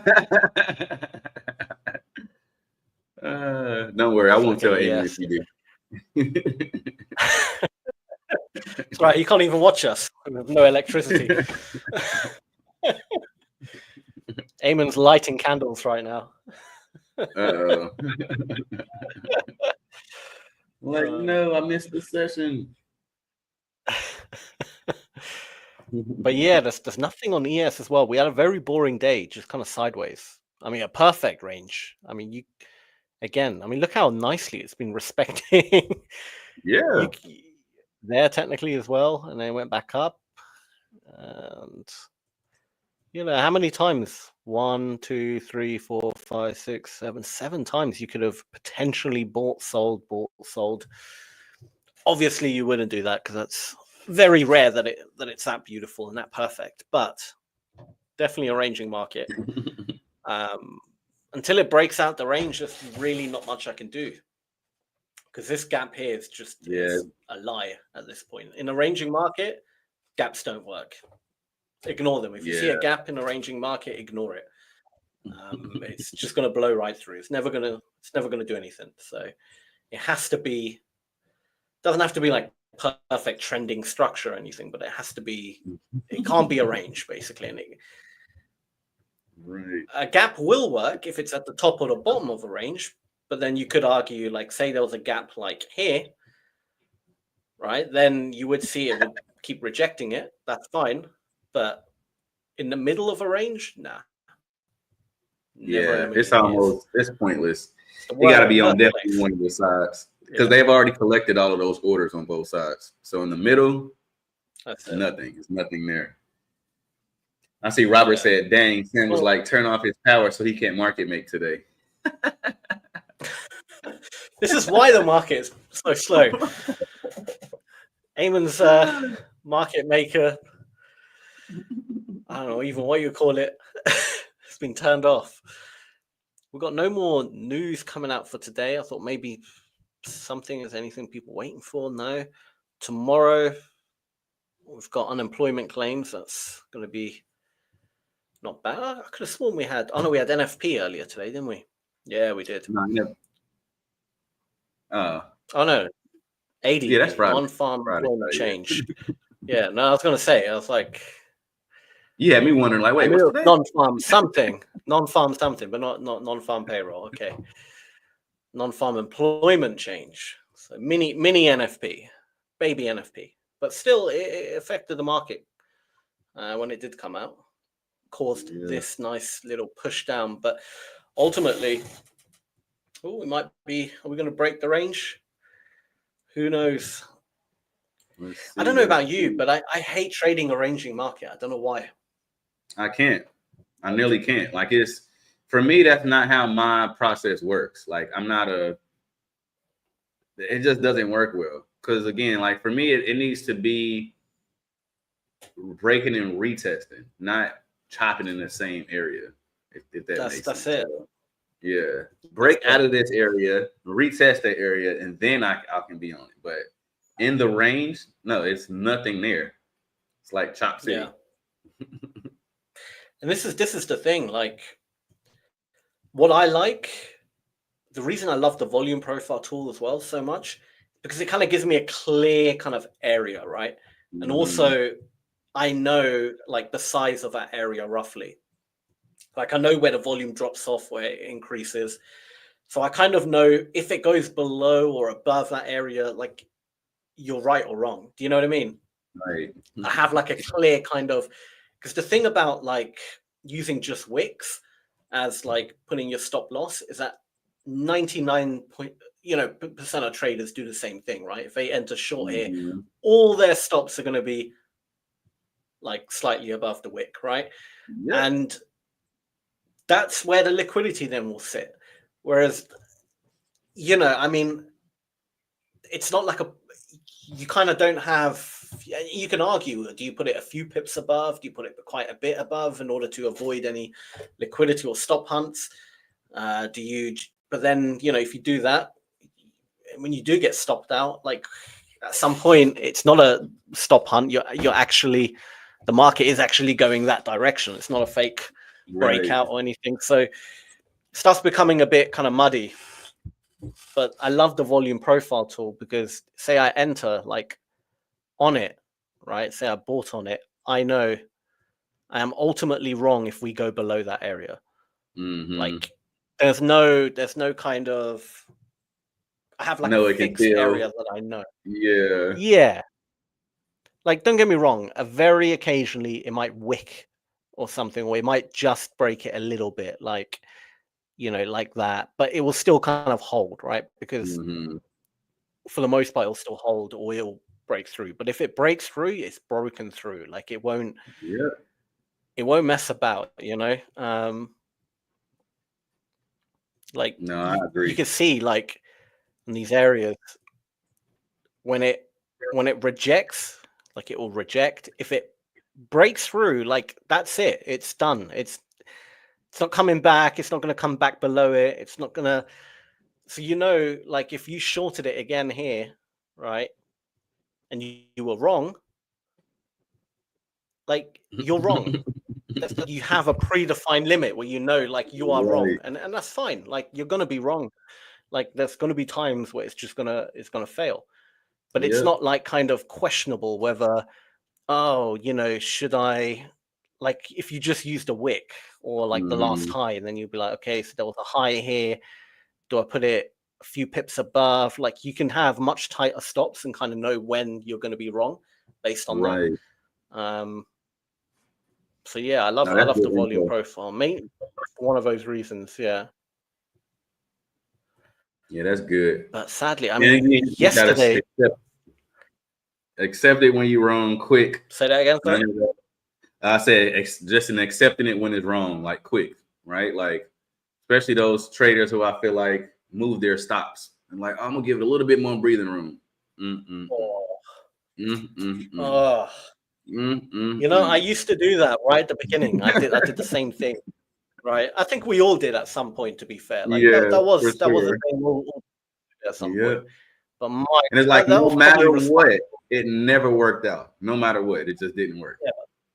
never, because you had that one time in your mind, you obeyed the rules, and then that one time the market just kind of wicked to your stop loss, stopped you out, and went in your direction, and that hit you so hard that you now every time, oh, I might do that again, I might do that. So you keep moving your stop loss, and then you end up blowing every account you ever had. So yeah, like, and a good way to battle that is always tell yourself you can jump in again. Like if you're currently in a trade and it's still kind of hasn't really made much of a move, or it's kind of hovering near your stop loss, or, you know, always tell yourself, like, if I get out now, it's not a big deal because I can always jump in again. Do you know what I mean? Like, once that trade doesn't, it's not like a singular thing where, you know, it has to succeed or else your whole, I don't know, trading career is over. Like, you can always jump in again. It's not a big deal. Like, so many times I've kind of, I don't do it too much anymore, but I, like, when I really scalped quite a bit, I used to like jump in, realize actually I didn't get a good price, and I would pretty much get out at like break even, maybe a small win, maybe a tiny loss, just to be a bit more patient, wait for an even better price, and then jump in again. So like a lot of my trades were just kind of nothing trades. Do you know what I mean? Where I kind of got in a bit too hastily, realized actually I think you can probably drop a bit more, you can go up a bit more, whatever. Then I'll jump in, wait a bit more, and then it happens. But yeah. What else? Oh, I think your mic's off. I was talking this whole time. I was wondering. I didn't even notice that. Oh. I thought it was very quiet in my ears, and that's why I checked. And I was like, "Has Michael also, I don't know, left the studio?" And then I realized your mic was so off. my bad. I was actually saying that happened to me, not to me, but to one of my guys earlier this week. It was on USD. Actually, that was last week. I'll pull it up really quick. It was on that USD CAD trade. Yeah. Right. I mentioned to him, I said, hey, first of all, I mentioned this to everybody. I'm like, you can't hold the trade. Like if it closes up there, you just gotta close it. Don't get too emotionally wrapped up in it, because you don't want to reinforce any bad habits, right? Like you literally can't. Yeah. Right. So this was, what was this? Oh, okay. Here it is. So you would think that she's supposed to take this trade here, right? Which technically, let me change the color on this to red. This is like some insider stuff, really, but I don't like to take the trades when the static line is outside of the Bollinger Band, right? So when it's like this, I typically just stay away from it. So if you can kind of see right here, this is like really close, but price, the static line is actually outside of the Bollinger Band. So for me, that's just not good yet, right? So it's just not ready. I'm like, all right, you just, just wait. It'll maybe it won't work. Like, right? Like maybe it just won't ever set up, and that's just not what you're supposed to do. You weren't supposed to take that. So anyway, he takes it anyway, and I'm like, oh, okay. So I have a 2-hour rule, as I mentioned. If my trades typically, you're up big with like in 2 hours, and at least minimum you're supposed to move your stop loss to break even within 2 hours. If that doesn't happen, you got to close the trade, right? So the trade here, right, half the position, it pulls up here, you take the other half. So at this point, you're all the way in, right? So you're good. You got your full position on. 2 hours go by, 1, 2, right? You got to close it. Now, luckily, you still up. Well, basically break even, because you got the difference from here to here on your second position, which is a little heavier, and you took a small loss on this one that closed here, right? So you didn't lose any money. You didn't really make any. I think he was up like plus 0.1%. I want to say it was. So whatever. Right. So everyone else closes this trade, because as you see, it's set here for 1, 2, 3, 4, 5, 6, 7 hours. That's way past the 2-hour rule. And then he held it over to the next day. So the next day when he tell me, he said, he like, did you? I said, you still in the trade? He like, yeah. He said, I held it. He like, I know what you about to say. I wasn't supposed to hold it, but I'm just testing something out. I just want to see. I'm like, okay. I can't believe you held that for 7 hours, did session changeover, and went to sleep with the trade on. Like, I cannot believe you did that. Whatever you're testing out, let me know, because that's just not per rules, right? Like, that's not how it's supposed to be done, right? And luckily, now his stop was above here, right? So the stop was above this blue tracer here, right? So, oh wait, what's happening right now? Why did you say risk to reward ratio is 18? This makes no sense. Oh, because it's right there. Okay, I'm like, what in the world? All right, so right, you take this trade. Now, luckily, and this is where he got saved, and I'll be honest, a part of me wish he would have got stopped out just so he could learn his lesson the right way. This trade didn't come up and take him out, right? So yeah, he held it. It never came up and hit his stop loss, but it could have easily kept going and made this pattern up here and then came down, right? And he would have just lost it. But the point was, the very next day when we figure out he's still in the trade, we're talking about it. I'm like, dude, you just gotta wait. Like, just be patient with it. It'll come. And sure enough, they start hovering around, right? Starts hovering, and then on these particular setups, you needed to close below this price here, right? I'm gonna make this red. Whoops. Let me take it off. We're gonna make this red since it's a short. Price needs to close below here, right? And as you can see, this red candle does. It's just a little bit, but it does. This candle closes below there. So the trade wasn't over there. The trade was actually right here, right? So so this sets up, then I take it, right? And if you just look at it, monster trade, of course, right? You're up on this bad boy really quick, right? TP was, I think, 120. We had 125, 1.25, right? But just as I mentioned, he had to sit through this. He sat through this, paid the swap, probably didn't even sleep good that night. you know, absolutely. And he sat through this literally for basically 24 hours, right? 24 hours. When he could have closed the trade, you know, with a small, I think it was plus 0.1%, right? On a 50K account, it was up like $60. So yeah, 60 bucks is like 0.1. Yeah, like 0.1%. So basically a break-even trade, you know, nothing. You didn't make money off of it, you didn't lose. But to sit through all of this, the agony and all of this, and I explained to him the next day, I was like, see, I can tell that you still can't accept your loss just yet because you were supposed to close that trade and you know it, right? The very next day, again, we come into the move. When this happens, it closes. Took the trade here. 1 hour passes. Literally in 2 hours, boom, this thing smacked TP so hard.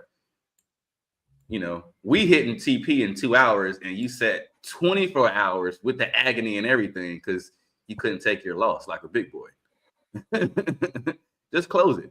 And it wasn't even really a loss. It was, again, I want to say plus 0.1%, plus 0.1% or something. So he still would have made 50, 60 bucks off the trade. It just wasn't the $500, $750, $1,000 like you were going for. And he was so strung out on the fact that I know this about to go. I know it's going to go. I just want to hold on to it. I'm like, okay, that's not good to do long term because, you know, you end up doing something like that and the next one will take you out, right? Like, be glad that that trade didn't take you out and then it confirmed that you took it because you were just basically just trading to get your money back, you know, instead of just doing the right thing, really following the rules. But this was a perfect example for him. 2 reasons. One is the 2 hour rule. And then 2 is the fact that, you know, in 2 hours, you should be up pretty big, right? So just know that if 2 hours go by and you're not up big or break even, something is going on behind the scenes that we're not realizing, and it's best to just close the trade. Just get out of it. The more time you're in the market, it's kind of like the whole casino thing.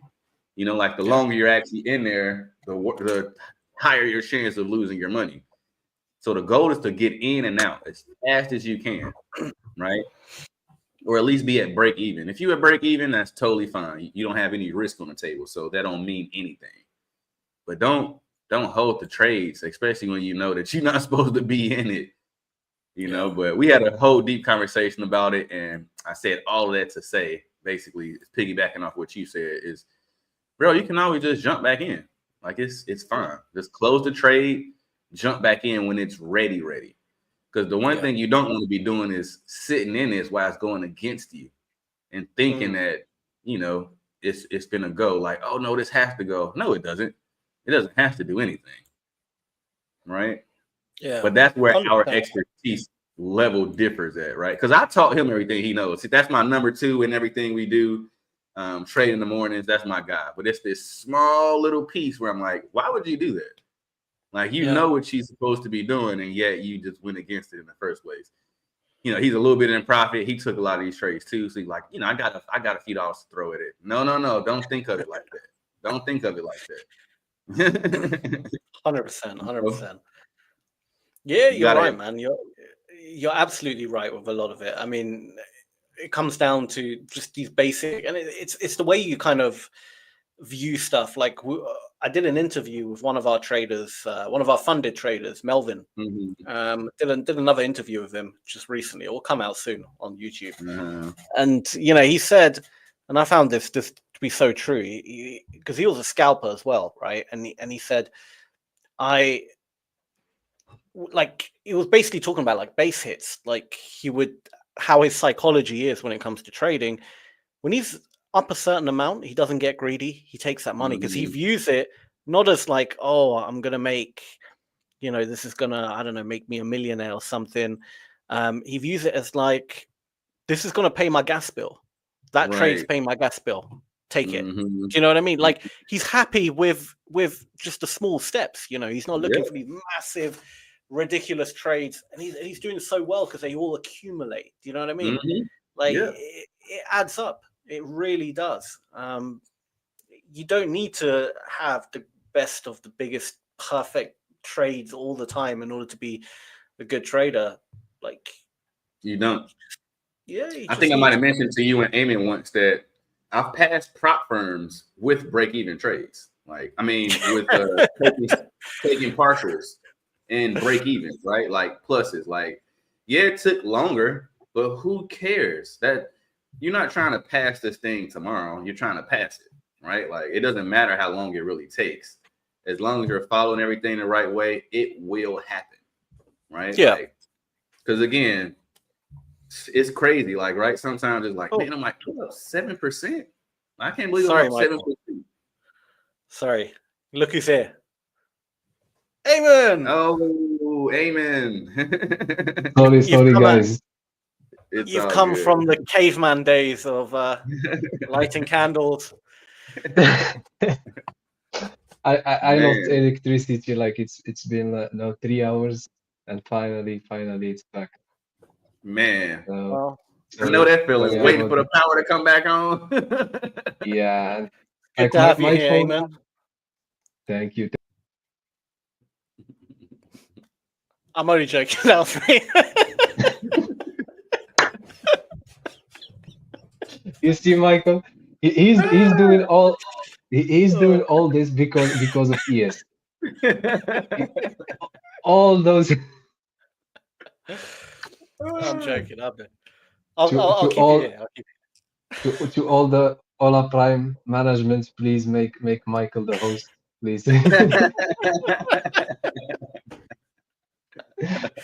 I'm abusing my powers. So you couldn't even get any trades today, huh, Eamon? Sorry? You couldn't even take any trades today? No, I had my phone, so I shared my from my phone but my phone after died, so I couldn't share the connection with my laptop. But I took good trade. As you can see, today was a little bit choppy. It means good price action. We mentioned that when you were going. Yeah. So it was good. It was good. Like Nice. took Well, Sam, couple. Eamon did too, so we can say another hat trick. That's 2 hat tricks. That's it. We all had a good day. We all had a very good day trading. Yeah. So, That's Eamon, please, by all means, before your electricity turns off again, get that screen up. Yeah, give me 1 second to put things. Yeah. So again, he shorted his energy stock, and they saw it. We know it. We know it. Actually, I short and I bought. So Who did you take off at the energy company, at the electric company?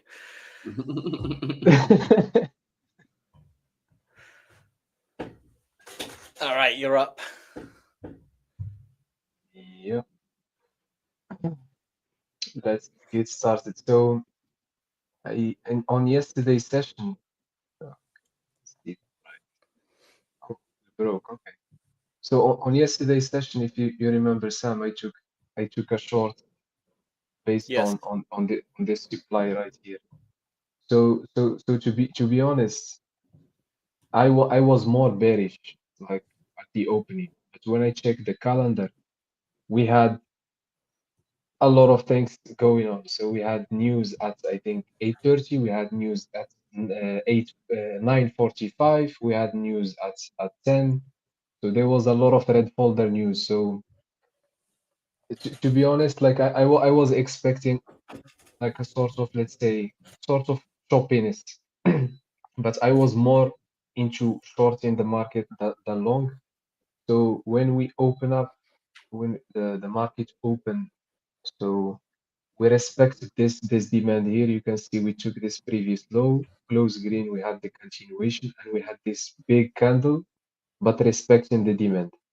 So even though, like, let me show, this is the candle where the market opened. So even though we took those highs, but I was more, let's say, too short the market. So it was a little bit risky, but it was more based on the 5 minutes. So the moment we took those highs, you can see that the same pattern I trade. We took this previous candle high, close red, and we got the continuation here. You see, we broke the candle right here. So we took this previous candle high, close red, and then close below it here.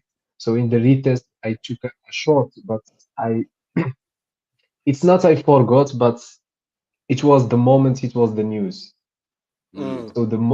So when I short the market, I think 1 minute or 2 minutes after, like I had like a big push down, and I just closed the trade, and then I Wow. checked the time, and it was 10 a.m. and we had the news.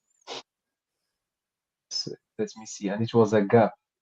That was a little bit the small mistake maybe I did, but A mistake that turned out to be very, very, very good. yeah. But to be honest, I close it. I think somewhere here. So the moment I saw like the candle like push down, and I checked the time. I did like this, check the time, and I found it. It's 10 a.m. and there was a Yeah. news at 10 a.m. So I closed the trade right away. I closed the trade. I think in 600 or something. So it was a good trade. So so the next trade, the next buy I took, but let me show first the footprint how it looks like on that trade. It's So after crazy we that can still happen. Like it still happens to me. Sometimes you forget the news is coming out, Yeah. and like it's one of those things. Like, got to get in the habit of just drawing like a vertical line at the news. So if you look on TradingView, I don't know if you guys have the setting on, but you can. It's a setting on there. You can. Oh, is it? You can just you can click it on and Yeah.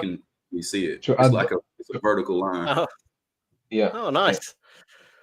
Well, I didn't know that. There you go. like for me today, I knew that there was like news, but I had a lot of things going on. So I was in a Zoom call, I was here and there. So when I saw the opportunity, I just answered. But normally, I always check the time to see which candle will close next.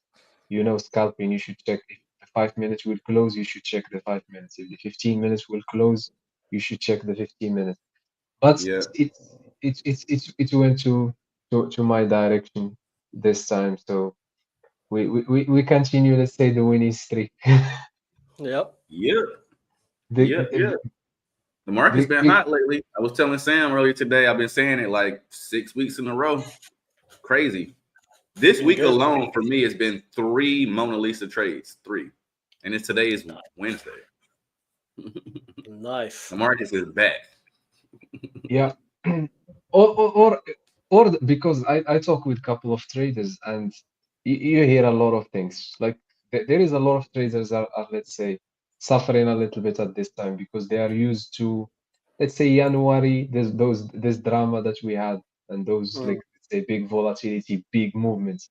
So maybe they still didn't, let's say, adjust like what Sam explained last time. Like when he was, let's say, trading in this volatile market, he was letting the trade, let's say, run, and after, like, he had to adjust it again. But maybe some of traders, they are still in this mindset of let it run.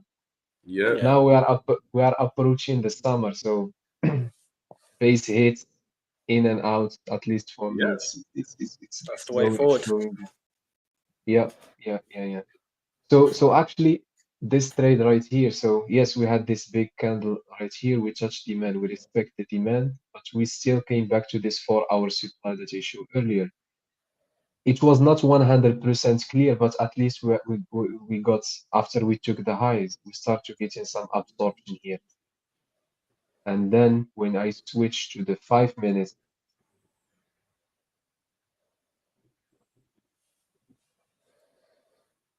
I was reading Robert's comment. Oh, Eamon is here. I heard he went down the power company and now he has his own direct line.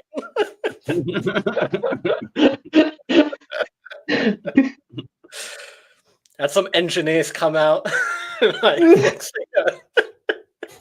a cable directly into your laptop.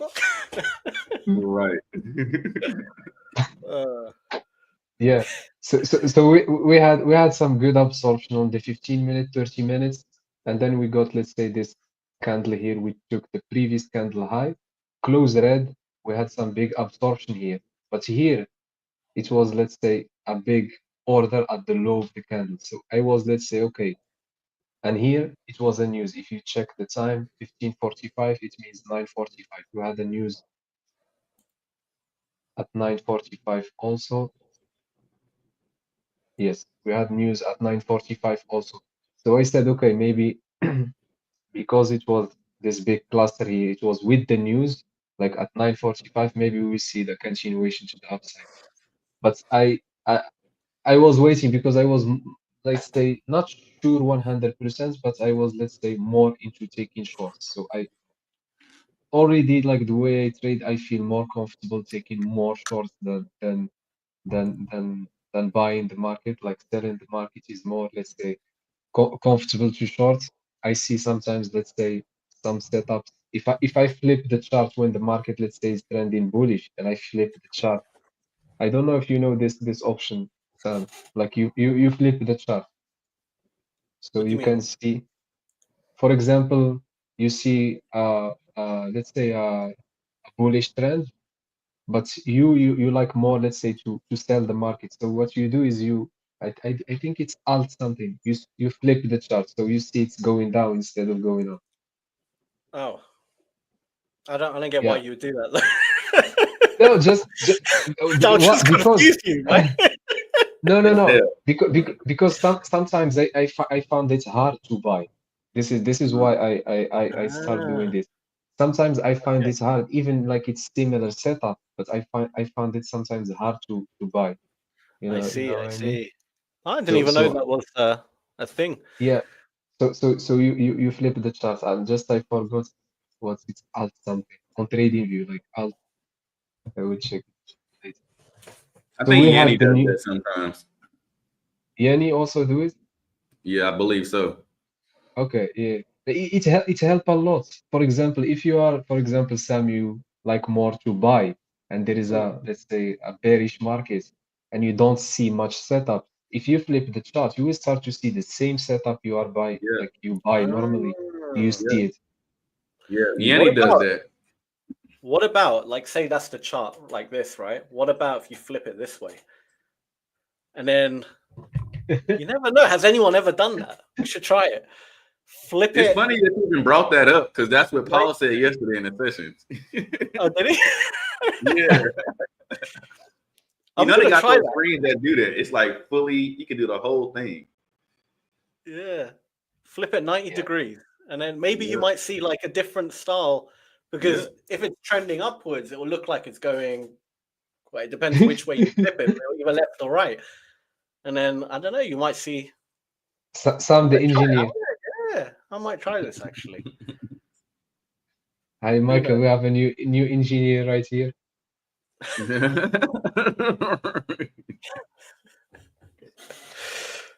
guys are Yeah. hilarious. Yeah, so I took the short somewhere here after, let's say, this order here we broke below, we came back retest, and it was the same, this candle who took the previous candle high.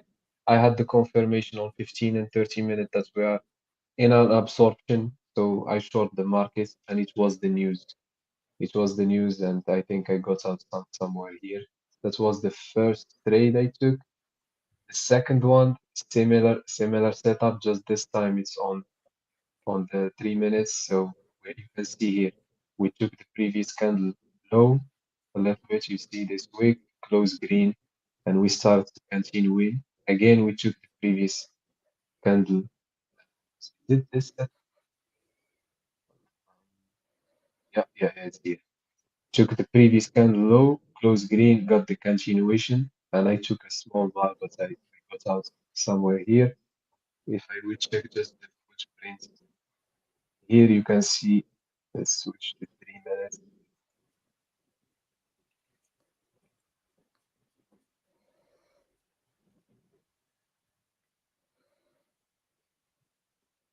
Yeah,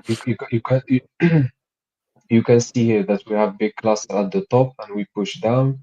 Here, let's say we start holding this demand that we showed here, and then we start to absorb the sellers here, and then I jumped in. I think I got out somewhere here.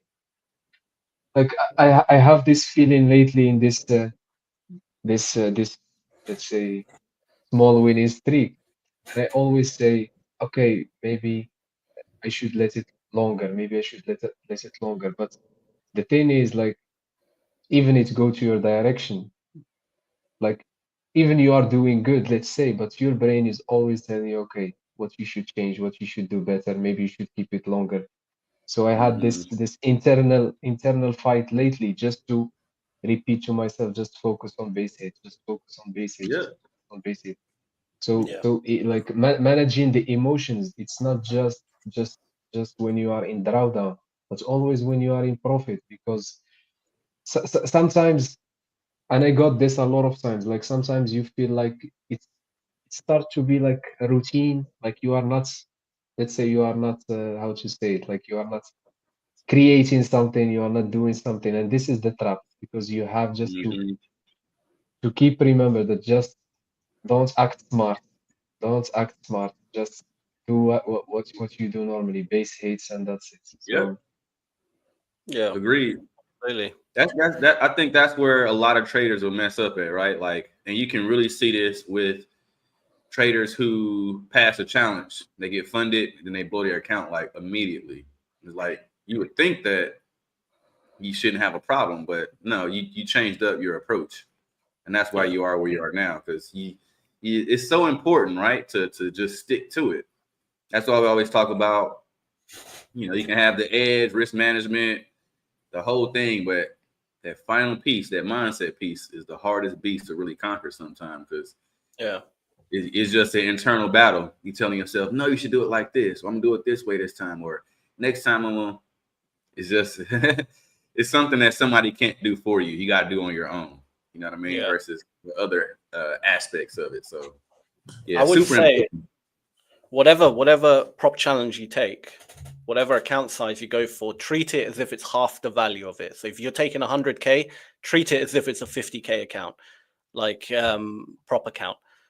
So you're never getting close to like breaching any of the limits. Yeah. You got all the time in the world. Like you don't even have to, complete it in a month. Like take 2 months if you have to. Like just take your time, like build it up. And once you're funded, don't aim for 10%. Just aim for like 5% a month. Do you know what I mean? Like, to be totally honest, guys, like I'll even say one. Like if I can pop out 1% a week, I am fine with that. Yeah, it might take me 2.5 months, 3 months to pass a challenge, but guess what? The chance of me passing it is extremely high. Extremely high.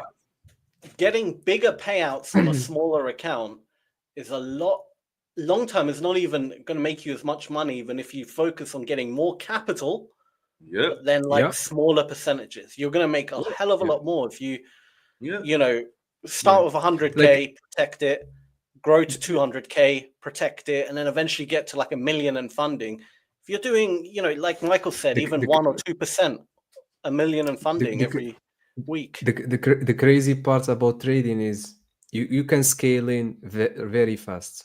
So the moment you get one account and you know what you are doing, for example, if you are having a business and you want to scale in, you need to increase, let's say the budget of marketing, this and that, but in trading, it's just you add more accounts and you trade the same way. You copy them all, or just trade every account separately. So it's fast to scale in. That's why sometimes you see this what they call overnight success, but of course it's not overnight success. But it's very fast. Just use one account, it's going good, and then you add more and more. And as Sam said, and Coach Michael also, like just small percentage in a big accounts, it's easier and it's more, let's say, sustainable for long term. Of course, maybe I'm more even say can... like when I accumulated like a few accounts together, right? And I had my first, I'd say technically $20,000 day, million in capital, right? 1% risk, 1% turn into 1 for 2. That's 20,000. The very first time that happened is like, what? 20,000 in one day. It seemed like it's, again, as you just said, aiming an overnight success.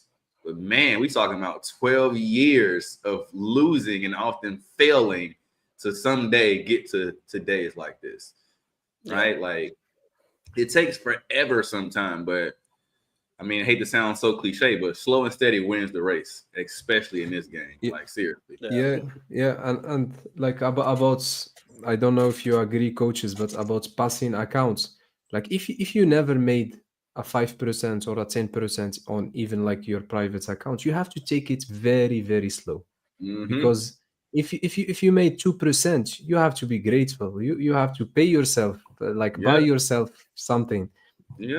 And just take it slowly. Of course, if you are experienced, and I don't know should I put disclaimer or not, if you are experienced, of course you don't need to stay you don't need to stay like in a, let's say, a challenge phase 2 months, 3 months, 4 months. So the way I see it, it's not profitable like to stay in a challenge for 4 months and you are experienced and you passed accounts and you have withdrawals. So it's I don't know if I should put a disclaimer or not, but if you have experience, like you should pass it a little bit fast because you have the skill, you got a lot of withdrawals. But if you started and you still didn't get this payout, you still didn't get, like, let's say, never got a 10%, you have to build it slow. The thing is, look, a lot of people like to treat their personal capital like their own account on some broker, similar to like they take those bad habits and put it over into a prop account, right? Like on your personal account, if you want to make 10%, let's be honest, we can all do it in one trade.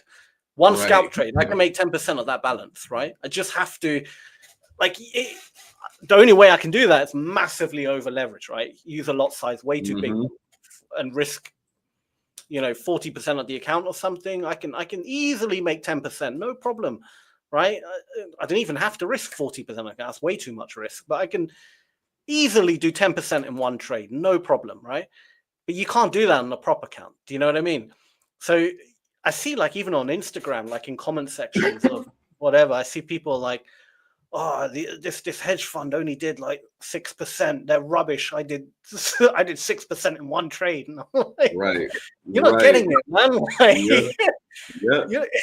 these people are dealing with billions. Like if they make 1%, they're making millions and millions. Right. It's a whole different level of capital, man. They like retail trader make, for example, profitable one make, let's say, more percentage than normally than the hedge fund. But if you ask them what is your risk exposure, what is your max drawdown, this is and then you will hear some crazy numbers. So yeah.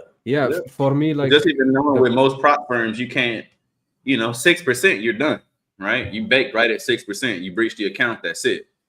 Somebody be like, they'd be like, oh, I made 30% this month, but their drawdown was at like 80%. It's like, dude, that doesn't count.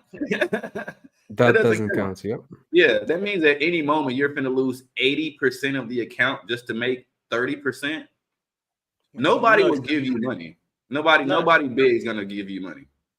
Because statistically speaking, you will blow that account. Risk of ruin. Exactly. It will happen. It will happen. At some point, it will happen. Even if you're risking 5% per trade, you will blow it at some point. Because you only need a losing streak of, I can't do the math in my head, but you only need to lose like 5 or 6 times, and then your capital's so low to the point where trying to build that up, you lost hope. It's gone. Like, it's going to take you years to build back up to the original balance, so no, you are totally right, Coach Sam. And like the prop firms, and there is Hola Prime and of maybe other prop firms, like this is a good opportunities to all the retail traders. So this is like maybe you, Sam, when you start trading, or Michael, like 10 years ago, there was no prop firms. So you have this mindset of flipping accounts. Otherwise you will stay risking 1% on your $100 account. But now, like the prop firm, when the prop firm came, like they changed the pattern how the people think. So now, like the pattern and the behavior of the new traders and retail traders, it changed a little bit. Because when I sit and talk with, let's say, for example, you guys or other traders who are trading 20 years, etc., at some point they had also always this account that they want to flip it and grow it, and they grow it at certain point and lose it. Now we don't see this pattern much. Why? Because of prop firms. Because with a small amount of money, like, you can pay a test and you pass a challenge, and you can make a good amount per month. Well, it's like the thing is, the whole flipping thing, look, it's fun. It scratches an itch, right? And you can make, like, do it, if you get a bit of luck on your side, you can make a lot of money. There's no one denying that. But you're right, it enforces bad habits. It's like that. I don't know if you recently read that crypto guy. I forgot his name, James Wynn or something like that. He turned $200, right, into almost $100 million in like a year or something, or a year and a half, like ridiculous. And he was taking like the most riskiest trades, going all in pretty much on every trade. Guess what happened only recently? He lost He blew it all. He lost all of it. And it's like, look, man, like, he's obviously got some level of skill, of course, 1,000,000%. And there was obviously a big element of luck as well involved there as well. Right. To do what he did, 200 to 100 million. I don't think many people can say they could ever get close to that. He did amazingly well. But what the hell, to lose it all on like 1 or 2 trades? Man, like, he should have known when to realize his luck is gonna run out. I'm gonna get out. I'm gonna join 100 million and never work a day in my life. Do you know what I mean?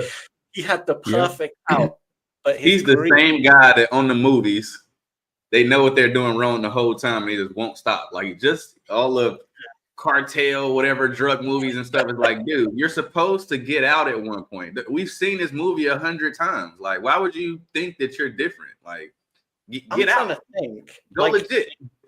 what in the world? Like, I'll be honest with you guys. If I made 100 million, I don't think I don't know if this is true. Maybe this is naivety talking here, but I don't think I would care about making more money. Because what can you possibly not buy with 100 million? Do you know what I mean? You could. You don't there's even need nothing that in much. the You need world. like 10. Yeah, like 10 million.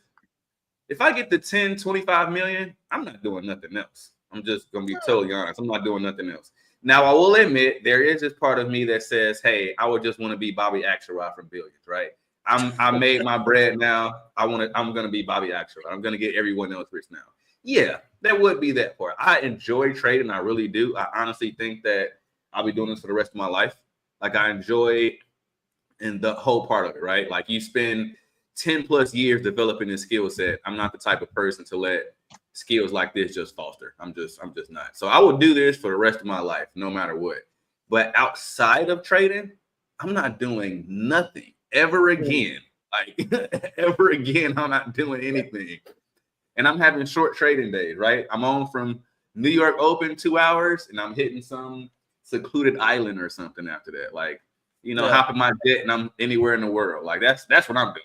That's it. Like, I don't know why he kept going at risking basically 100% of his account, basically, on like one bet to lose it all. You had 100 million. Like you had 100 million. So much stuff with that. That's crazy. Crazy. Oh, I mean, donate to some charities that you really feel strongly about. You know, like doing something. Like I know you guys know Mr. Beast, right? Yeah, of course. Yeah.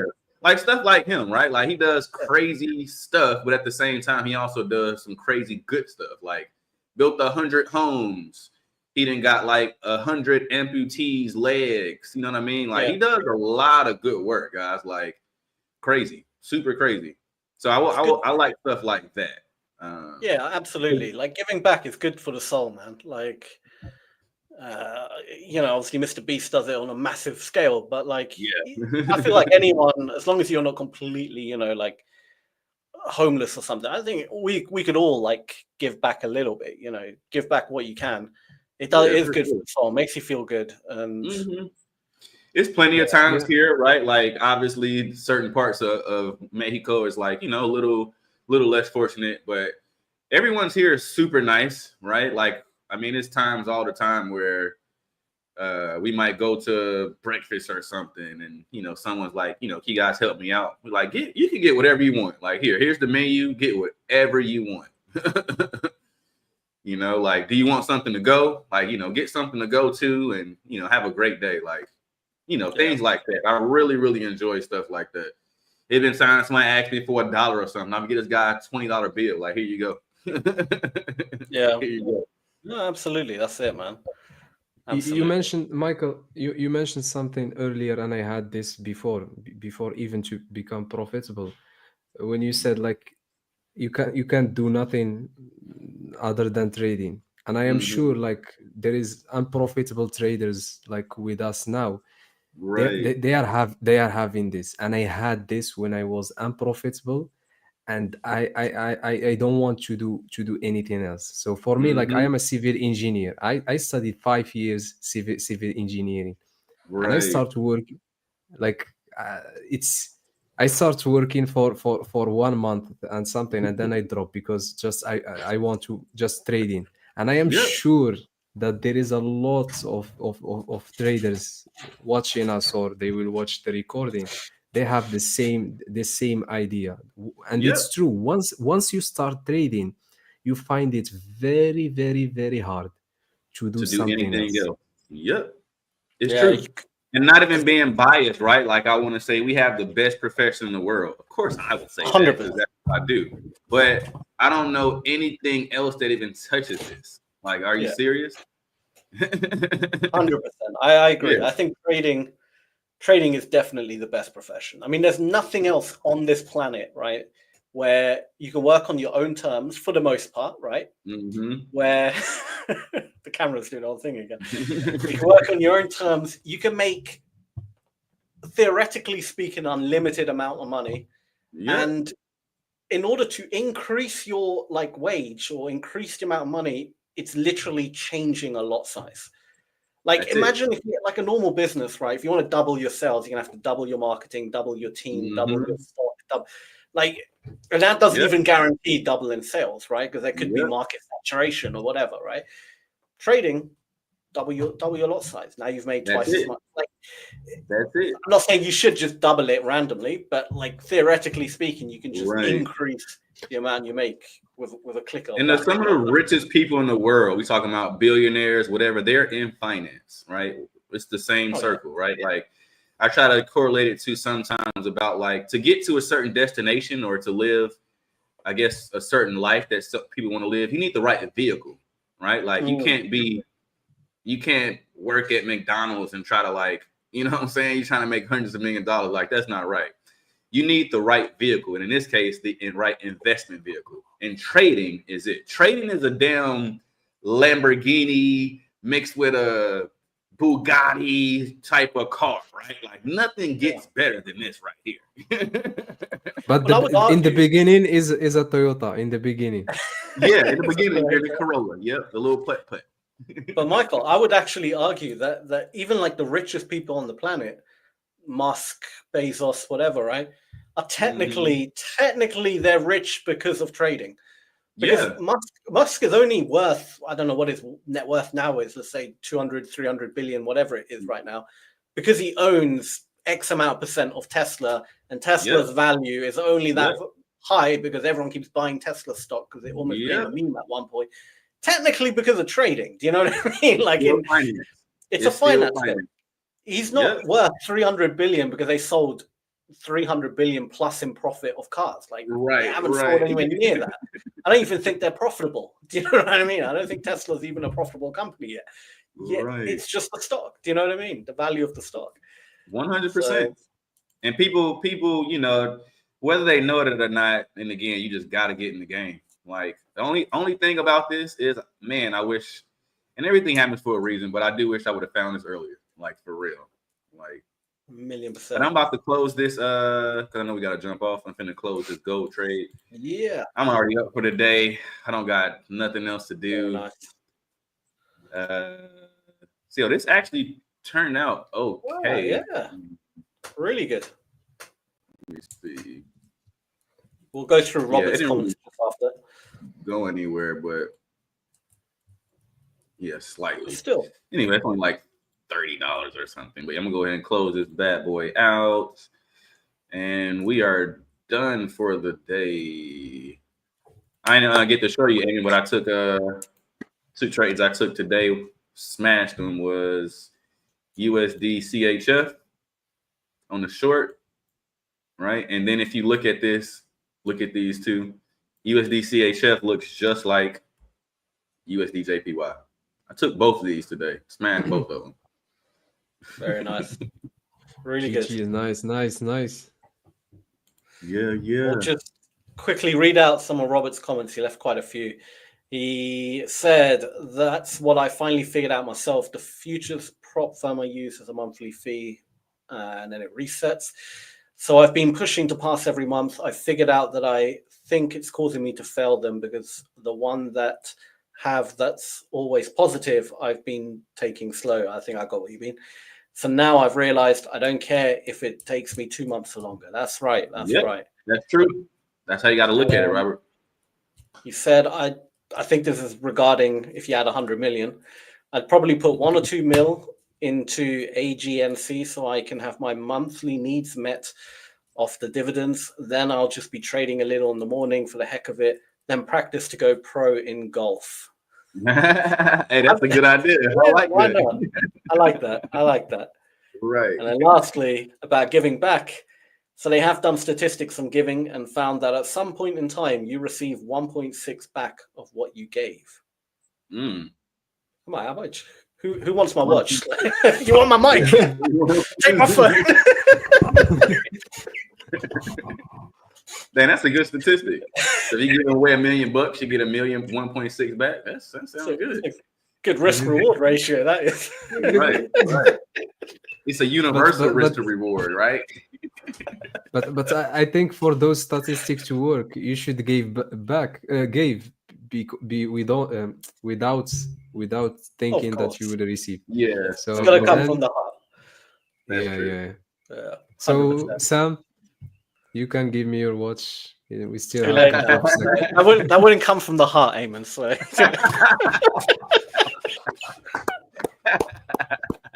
That was a good comeback, Sam. But guys, we have hit time. It's always good, these sessions, man. You guys make me laugh. I think I should stay more for the Asian session.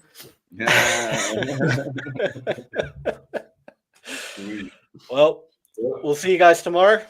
Yes, Usual yes. time. Robert, thank you.